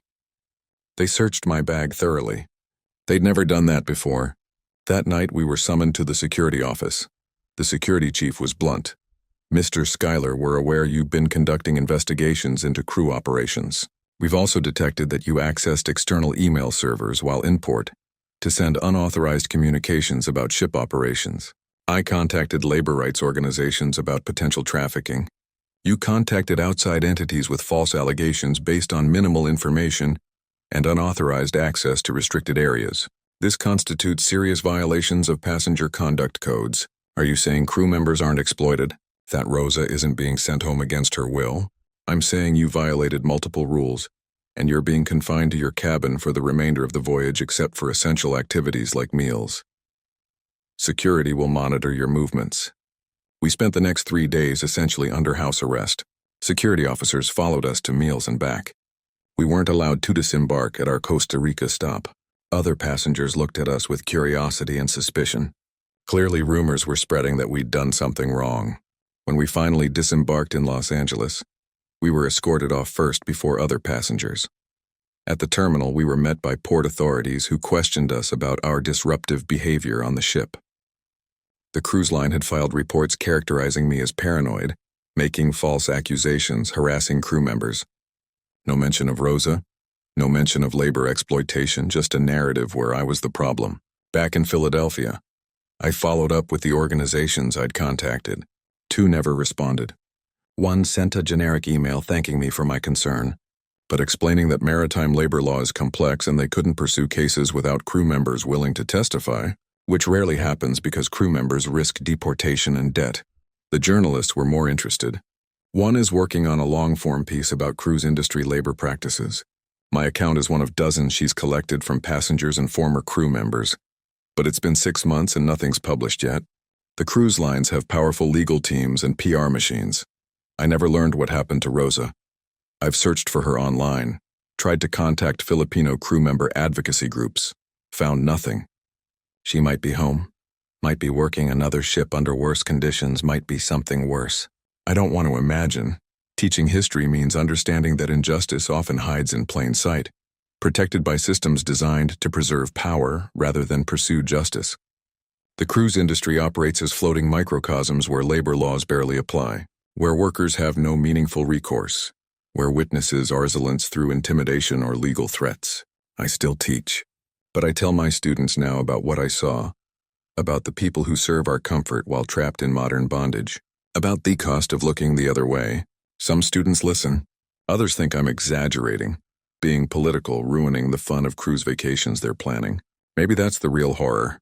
Not just that these systems exist, but that most people don't want to know about them, don't want their vacations complicated by moral considerations, don't want to see the invisible people who make their leisure possible. I see Rosa's face sometimes when I'm teaching. Her exhaustion, her fear, her tears. I think about the note warning me to stop asking questions. I wonder how many other passengers noticed something wrong and chose to look away because it was easier, safer, more convenient. The Panama Canal was beautiful. The engineering was impressive. The history was fascinating. And underneath it all, hidden below deck and crew quarters I wasn't supposed to see, people suffered in service to my comfort. That's the truth that didn't make it into the cruise brochures. That's the story the industry spends millions to keep invisible. I learned too much. They made sure I knew it, and I carry that knowledge now like Rosa carried those towels. A weight that never gets lighter, only more familiar. My name is Michelle, and I'm a journalist in San Francisco. I've spent years investigating identity theft, catfishing schemes, people who steal others' lives online. I thought I understood obsession. Then I met the couple on our Greek Isles cruise who didn't just want to be like us. They wanted to replace us. What started as unsettling coincidence became a nightmare of mirrors and mimicry, and by the end I couldn't tell where we ended and they began. Sometimes the scariest thing isn't a stranger trying to hurt you, it's a stranger trying to become you. My husband Daniel and I booked a Greek Isles cruise for our honeymoon. Athens to Venice over 12 days, stopping at Santorini, Memkos, Crete, Corfu. We'd been planning it for months, carefully selecting outfits, researching restaurants, creating the perfect itinerary. Daniel made spreadsheets. I made Pinterest boards. This was going to be our dream trip. We boarded in Athens on a Saturday in June. The ship held about 2,000 passengers, small by cruise standards. After settling into our balcony cabin on deck 8, we headed to the welcome reception on the pool deck. That's when I first saw them.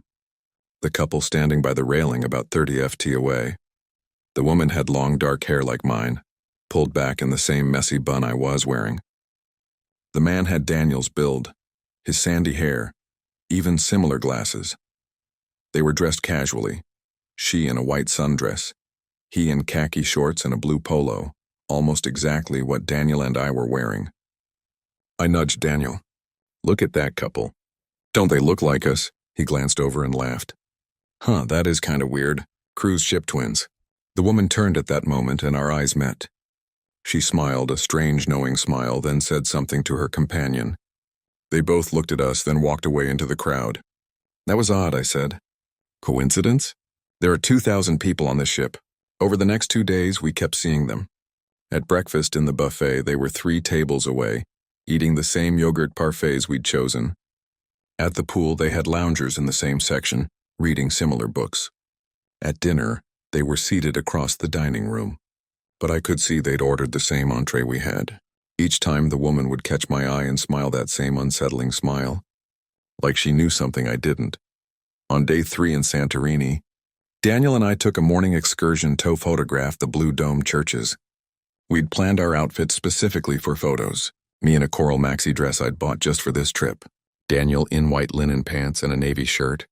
We'd coordinated the colors to complement the Greek island aesthetic. As we walked through the narrow streets of Oya, I saw them again, the other couple, and my heart stopped. She was wearing a coral maxi dress almost identical to mine, same style, same color. He was in white linen pants and a navy shirt, exact matches to Daniel's outfit. "Daniel," I whispered urgently. "Look."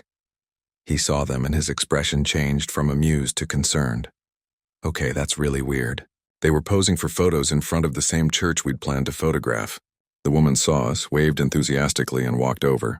"Oh my God, we're outfit twins," she said, her voice bright but her eyes cold. "This keeps happening.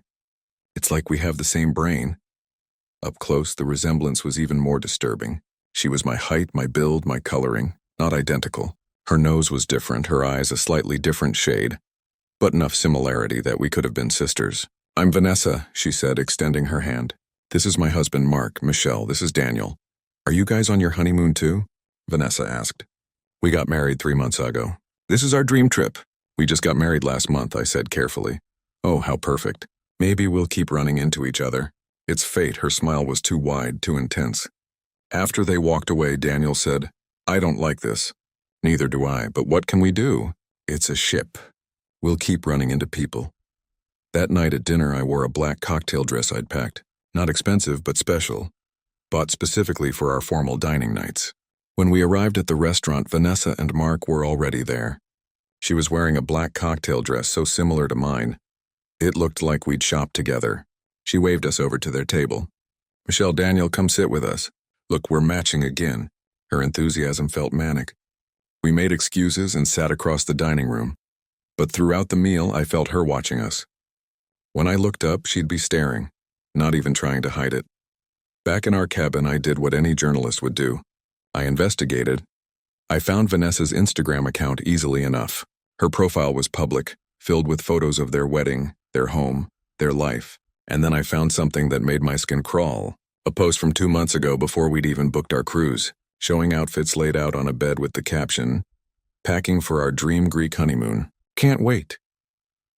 The outfits in the photo included a coral maxi dress, a black cocktail dress, and several other pieces identical to what I'd packed. "Daniel, look at this." I showed him the post. His face went pale. "How is that possible? You bought that coral dress last month." "This photo is from 2 months ago." She either bought the same dress earlier or I didn't want to finish the thought. Or what? Or she somehow knew what I was planning to pack and bought matching items. That's insane. How would she even know? I had no answer. But I kept scrolling through Vanessa's Instagram, and the evidence kept mounting. Photos of restaurant reservations at places we'd reserved, screenshots of excursions we'd booked, a post about wanting to visit specific sites in Mykonos, the exact sites on our itinerary. When you report on identity theft, you learn that obsession rarely happens randomly. It builds over time, fed by information the victim unknowingly provides. "My Instagram," I said suddenly. I posted about our honeymoon plans, the destinations, some of our outfits, the restaurants we were excited about.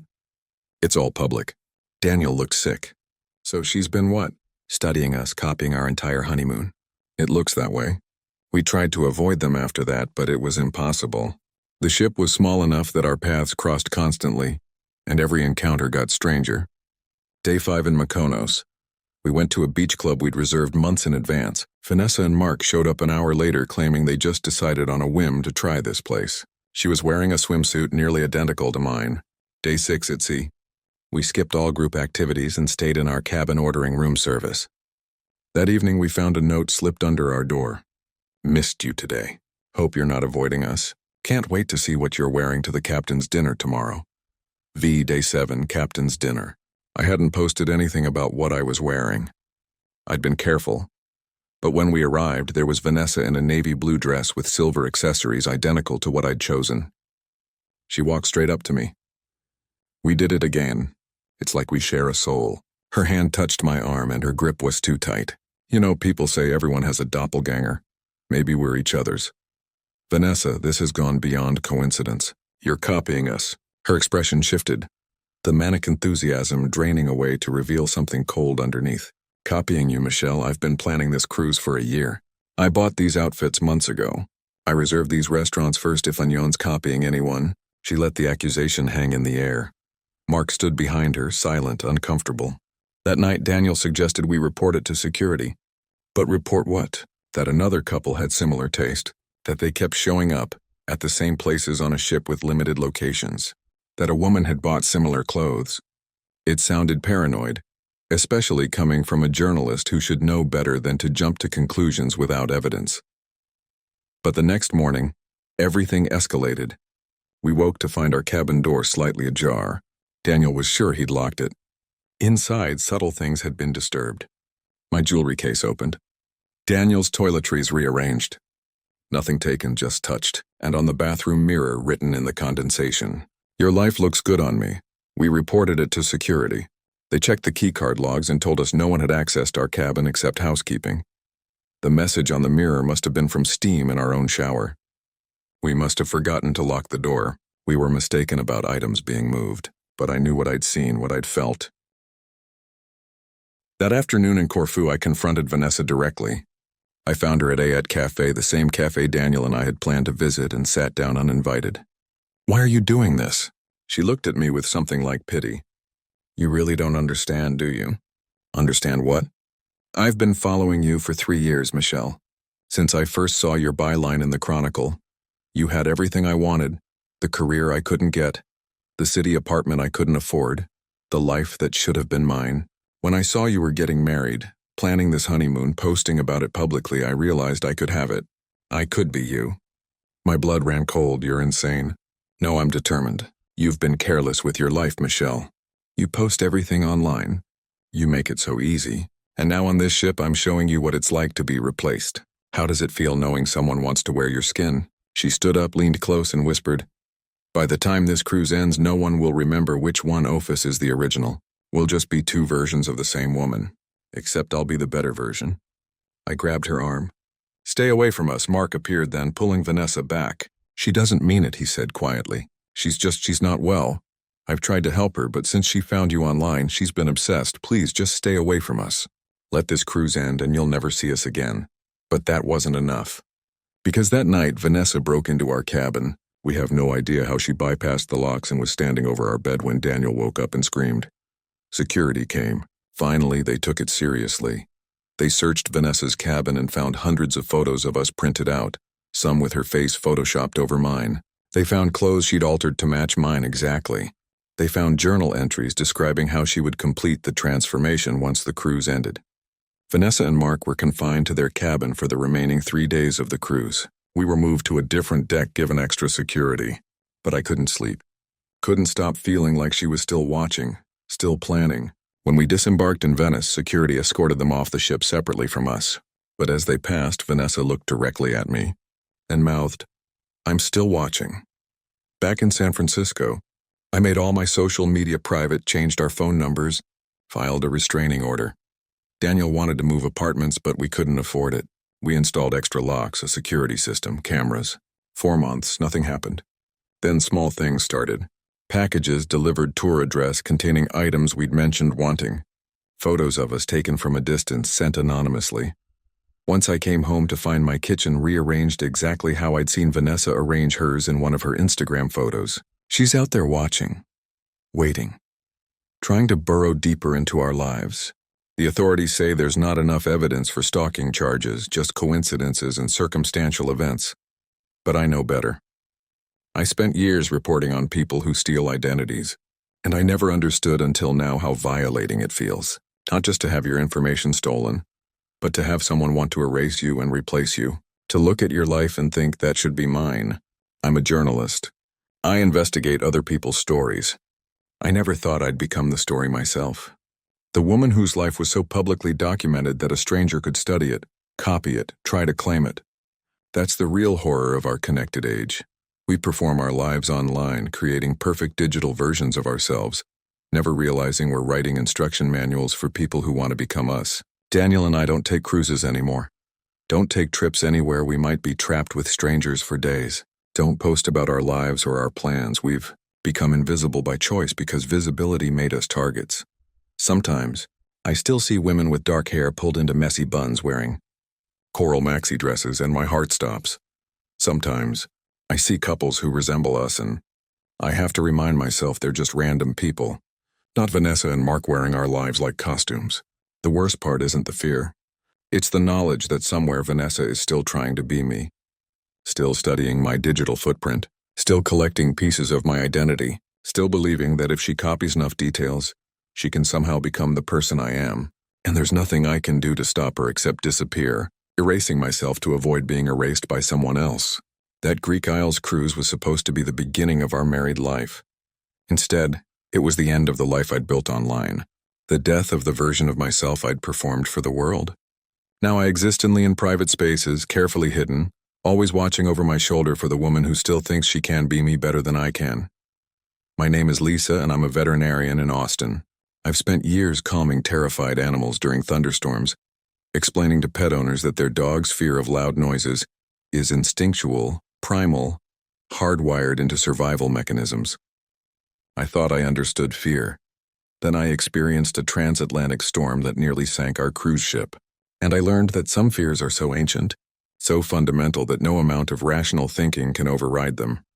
When you're in the middle of the ocean and the ship stops fighting back, when crew members stop pretending everything's fine and start praying instead, you understand why humans have always feared the sea. My husband Gabriel and I booked a repositioning cruise from Barcelona to Fort Lauderdale, 11 days crossing the Atlantic in April. Repositioning cruises are cheaper because they're not traditional vacations. They're the cruise line moving ships between seasonal routes, mostly open ocean, minimal ports, older passengers who want a relaxing crossing. Perfect for us. We just finished brutal work schedules and wanted nothing but books, sleep, and ocean views. The first 4 days were exactly that. Calm seas, sunny skies, endless horizon. We read on our balcony, ate too much, attended trivia contests with retirees. Gabriel joked that this was so relaxing. It felt like we weren't even moving, just floating in place while the world rotated beneath us. On day 5, the captain's announcement came during breakfast. Good morning, passengers. We're monitoring a weather system ahead that may cause some rough seas over the next 24 hours. Please secure any loose items in your cabins and be prepared for ship movement. Our stabilizers will keep us comfortable, but sensitive passengers may want to take seasickness medication as a precaution. Rough seas, standard cruise advisory around us. Passengers nodded and continued eating. Gabriel squeezed my hand. You good? Want to get Dramamine? I don't get seasick easily, but I took some anyway. Something in the captain's voice had an undertone I couldn't quite identify. As a veterinarian, you learn to read subtle stress signals, heart rate, breathing patterns, muscle tension. That announcement carried controlled tension. By afternoon, the weather had changed dramatically. The sky turned gray, then almost greenish. The horizon disappeared into low clouds.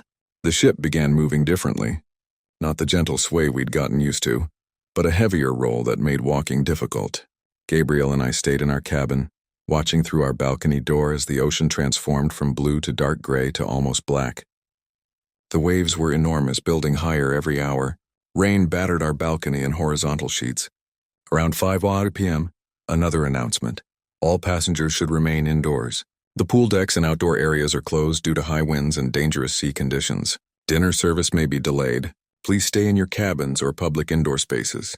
The ship was rolling so heavily now that furniture in our cabin was shifting despite being bolted down.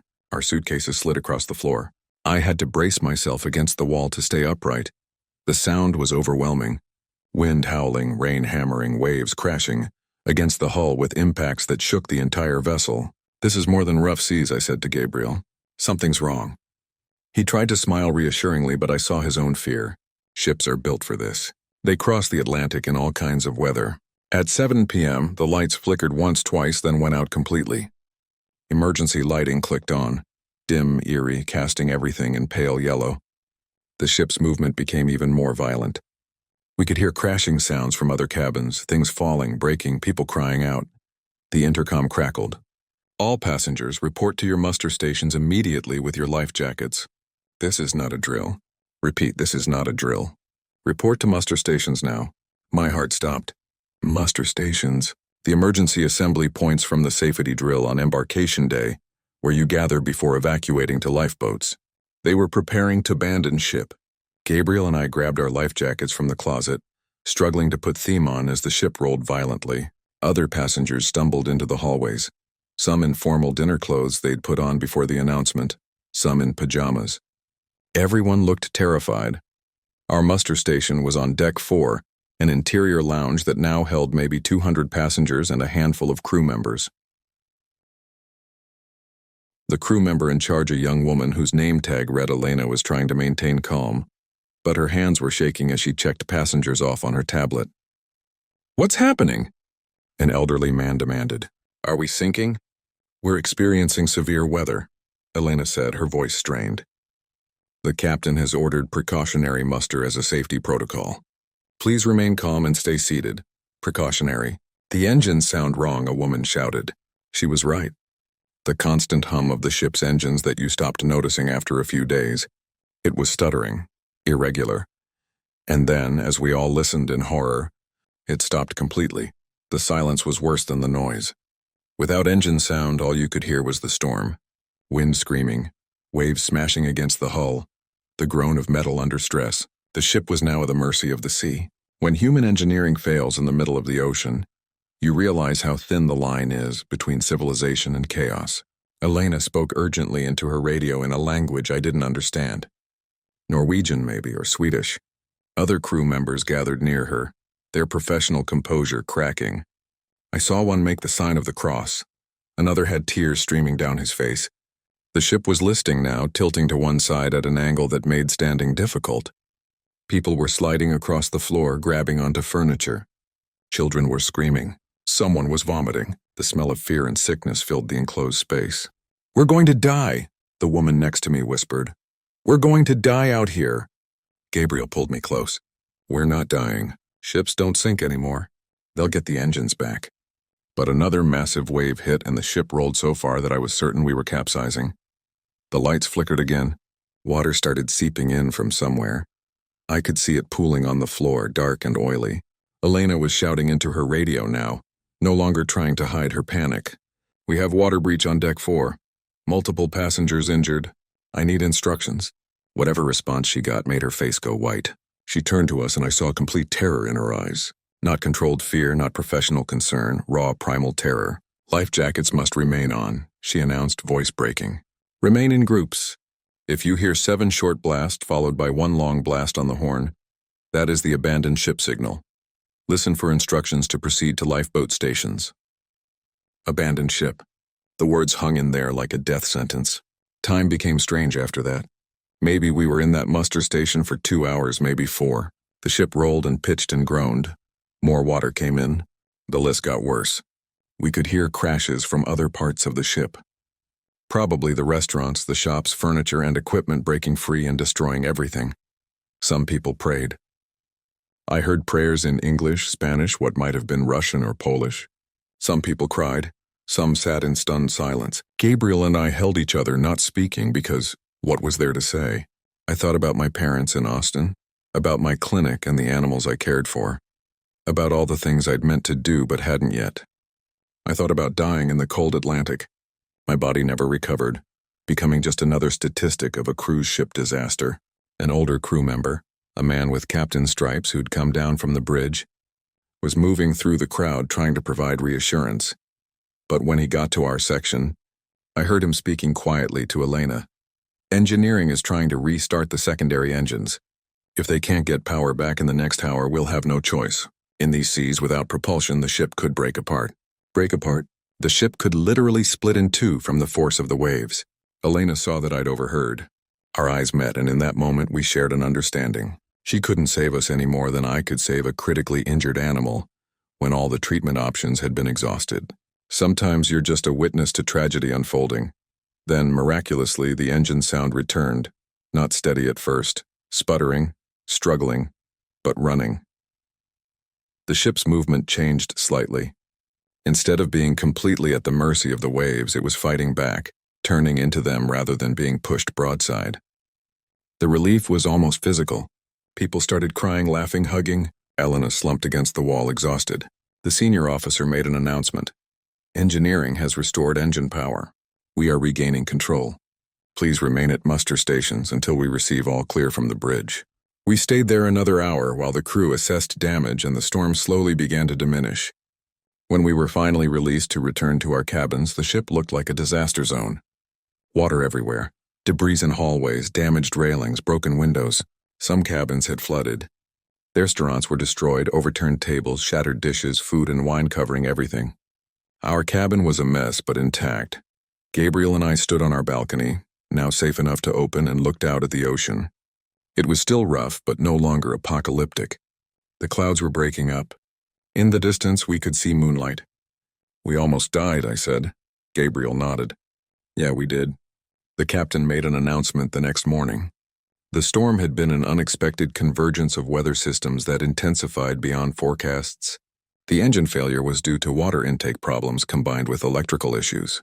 They'd had it under control, he insisted. The ship was never in danger of sinking, but I'd seen the crew members' faces. I'd heard what they said when they thought passengers weren't listening. The ship had been very close to catastrophic failure. If the engines hadn't restarted, if the storm had lasted longer, we would have had to attempt a lifeboat evacuation in seas. That probably would have killed most of us. The cruise line offered compensation, refunds, future cruise credits, apologies. Some passengers disembarked at the first port we reached in the Azores, refusing to spend another night on the ship. Gabriel and I stayed, mainly because leaving seemed as risky as continuing, but neither of us slept well for the remaining days. Back in Austin, I can't look at water the same way. Even my bathtub makes me uncomfortable. I have nightmares about being in that muster station, feeling the ship list further and further, waiting for the abandoned ship signal that would probably just be a death sentence in different words. Gabriel wants to try therapy. I probably should, but I'm not sure therapy can fix what happened. It's not PTSD in the traditional sense. Nothing traumatic happened to me specifically. I wasn't injured. We weren't even in the lifeboats. But I experienced something fundamental. Absolute powerlessness in the face of nature. The complete failure of human systems. The recognition that we're fragile and small and the ocean doesn't care. The cruise industry moved on. That storm was barely reported. A few articles about rough seas on an Atlantic crossing.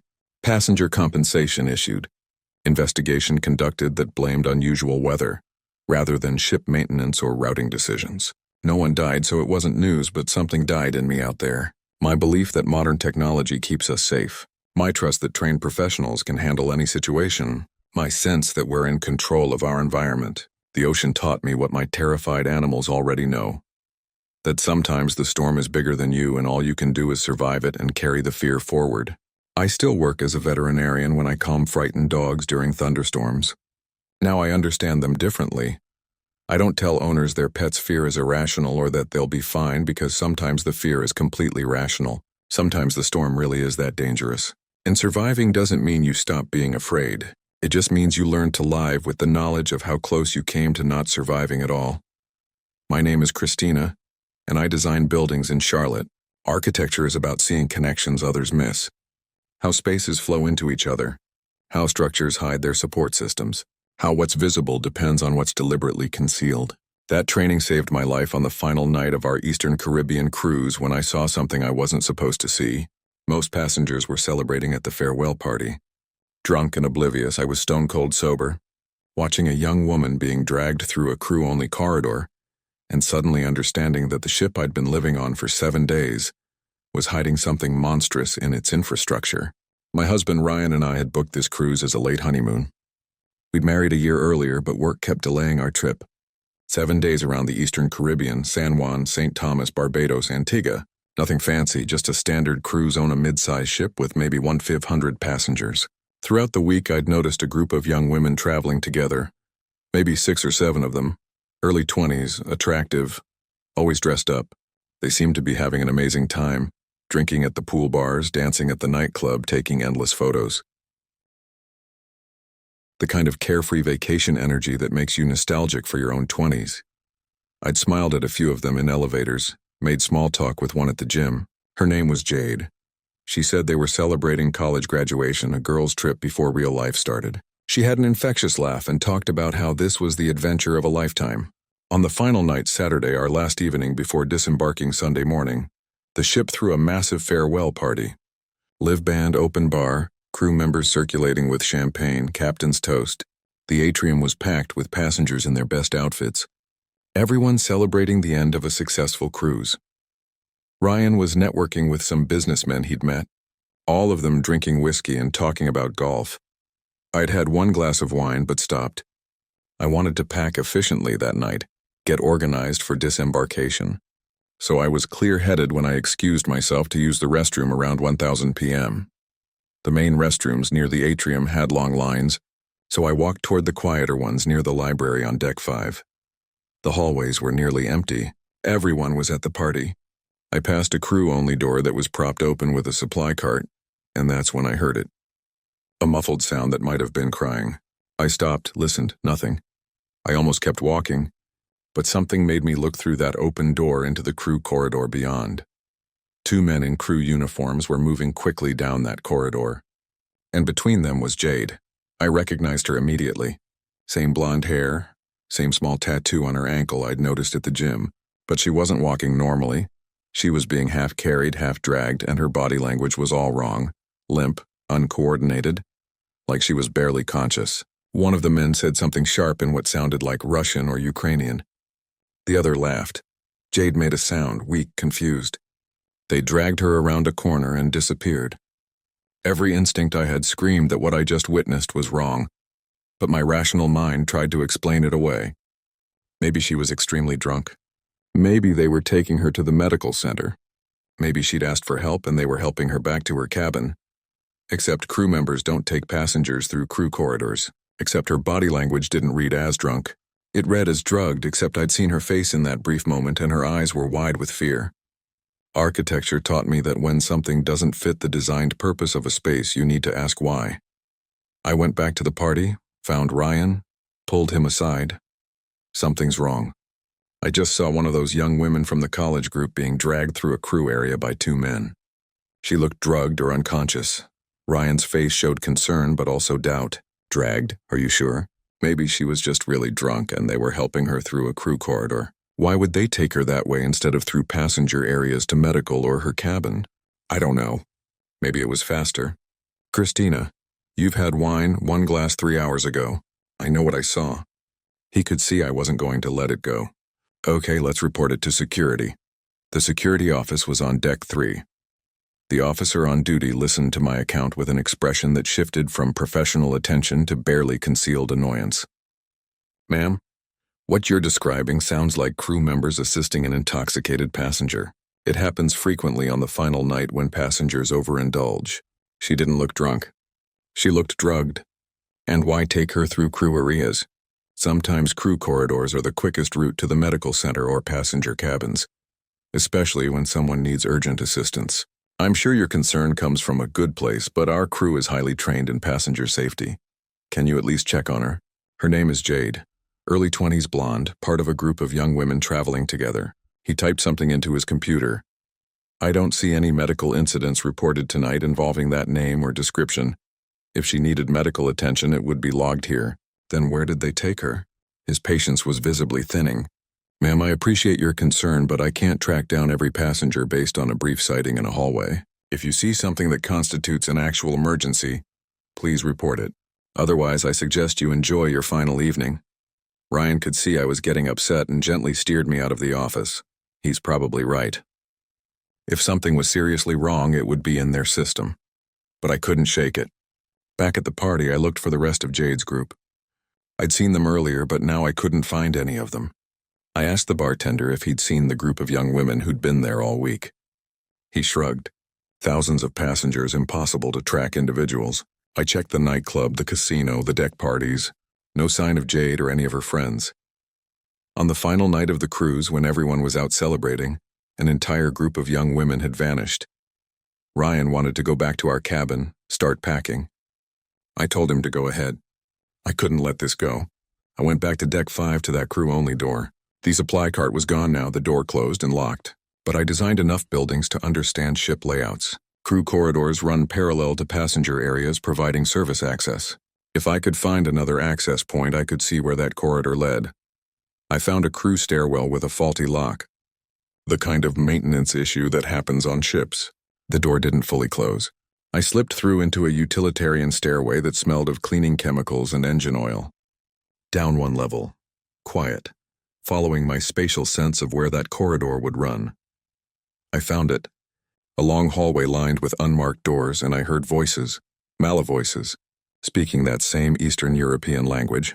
I pulled out my phone, turned off the flash, started taking photos.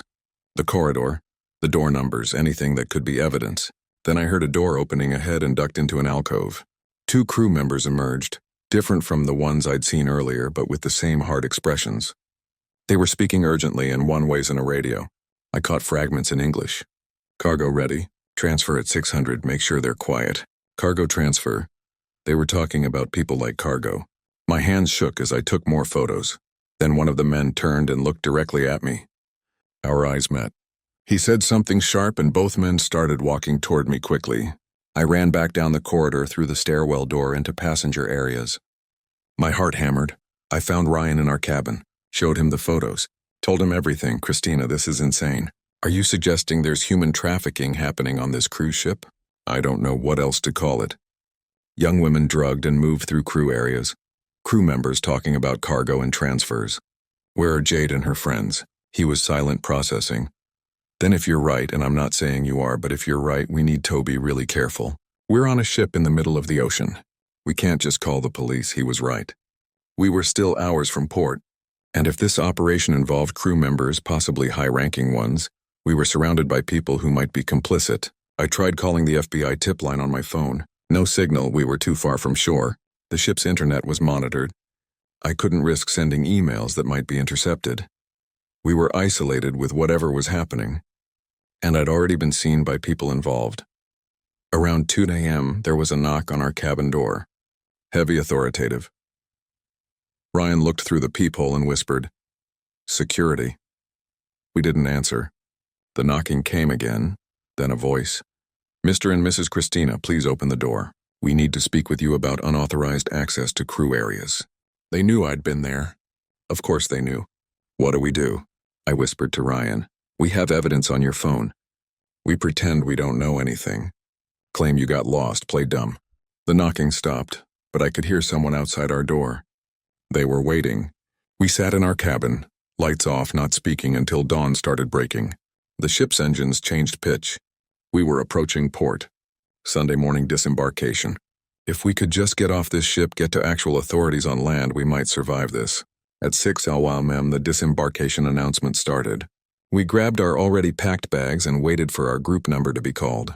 The presence outside our door was gone. Maybe they'd given up. Maybe they figured we'd keep quiet to avoid trouble. When our number was called, we headed for the exit. The customs area was chaotic. Hundreds of passengers with luggage, crew members directing traffic, port officials checking passports, safety in numbers, witnesses everywhere. But as we approached the gangway, I saw them. The 2 men from the crew corridor. They were watching passengers disembark, scanning faces, looking for us. "Ryan," I breathed. "Those men, I see them, stay calm. We're almost off." We joined a large group of passengers, tried to blend in. As we crossed the gangway to the terminal, I looked back at the ship, and I saw something that made my blood freeze. A service entrance on the lower deck where crew and cargo are loaded. A windowless van backed up to it, and being moved quickly from ship to van, covered in blankets but unmistakably human forms. At least 4 or 5 young women. Too far to see faces, but I knew in my gut one of them was Jade. The transfer. They were moving their cargo to land. I tried to photograph it, but my phone screen reflected in the bright Caribbean sun, and I couldn't see. Ryan grabbed my arm. "Don't, not here. Let's get to safety first." We cleared customs, got in a taxi, told the driver to take us to the nearest police station. In the cab, I finally looked at the photos I'd taken last night. Most were blurry or too dark, but a few clearly showed the crew corridor, the door numbers, and in one shot partially visible, the face of one of the men I'd seen with Jade. At the police station, we spent hours giving statements to officers who seemed overwhelmed and skeptical. Human trafficking on a cruise ship. It sounded like a movie plot. They took my photos, my statement, said they'd investigate, but I could see they didn't believe us. We flew home that afternoon. The cruise line never contacted us about the incident. Jade's social media went dark after the cruise. Her last posts were from our first few days. Photos of cocktails and sunsets. Her friends' accounts also stopped posting around the same time. I reported everything to the FBI, to maritime authorities, to trafficking hotlines. Most said they'd look into it, but these cases are nearly impossible to prosecute. Cruise ships operate under flags of convenience in international waters. Crew members come from countries with limited worker protections. Passengers who disappear or claim trafficking are often dismissed as drunk, confused, or attention-seeking. 6 months later, I found a news article about a trafficking ring busted in Eastern Europe. The operation used cruise ships as mobile transfer points, drugging young women passengers, moving them off ships at Caribbean ports, transporting them to South America and then to Europe. At least 20 women over 2 years. The article didn't name which cruise line, didn't mention any ship specifically, and no one was ever convicted. I showed Ryan. This is what we saw. This is what happened to Jade. He looked sick. We got off that ship and did nothing. We reported it. No one believed us. What else could we do? But he was right. We'd witnessed a crime, survived it, and those women didn't. I think about Jade constantly. Her laugh at the gym, her excitement about her girls' trip, her terror in that corridor. I wonder where she is now. If she's alive, if she escaped, or if she's trapped in some nightmare I can't imagine. Architecture is about designing spaces where people feel safe. I've spent my career creating that illusion, but cruise ships are designed to hide things. Crew spaces invisible to passengers. Operations concealed behind walls. Entire systems running unseen. Perfect infrastructure for crimes that need to stay hidden. I'll never step foot on a cruise ship again. And I'll spend the rest of my life wondering if I could have done more. Pushed harder. Refused to leave until someone listened. Because I saw what happened in those hidden spaces. I witnessed how easy it is for people to disappear when the architecture is designed to facilitate their vanishing. And knowing that I escaped while they didn't, that's a burden I'll carry forever. These 10 honeymoon cruise horror stories prove that paradise can hide the darkest nightmares. If you survive till the end, hit that like button and subscribe to Mr. Nightville for more chilling true stories. Share your own cruise experiences in the comments below. Until next time, stay safe out there, and remember, not all honeymoons have happy endings.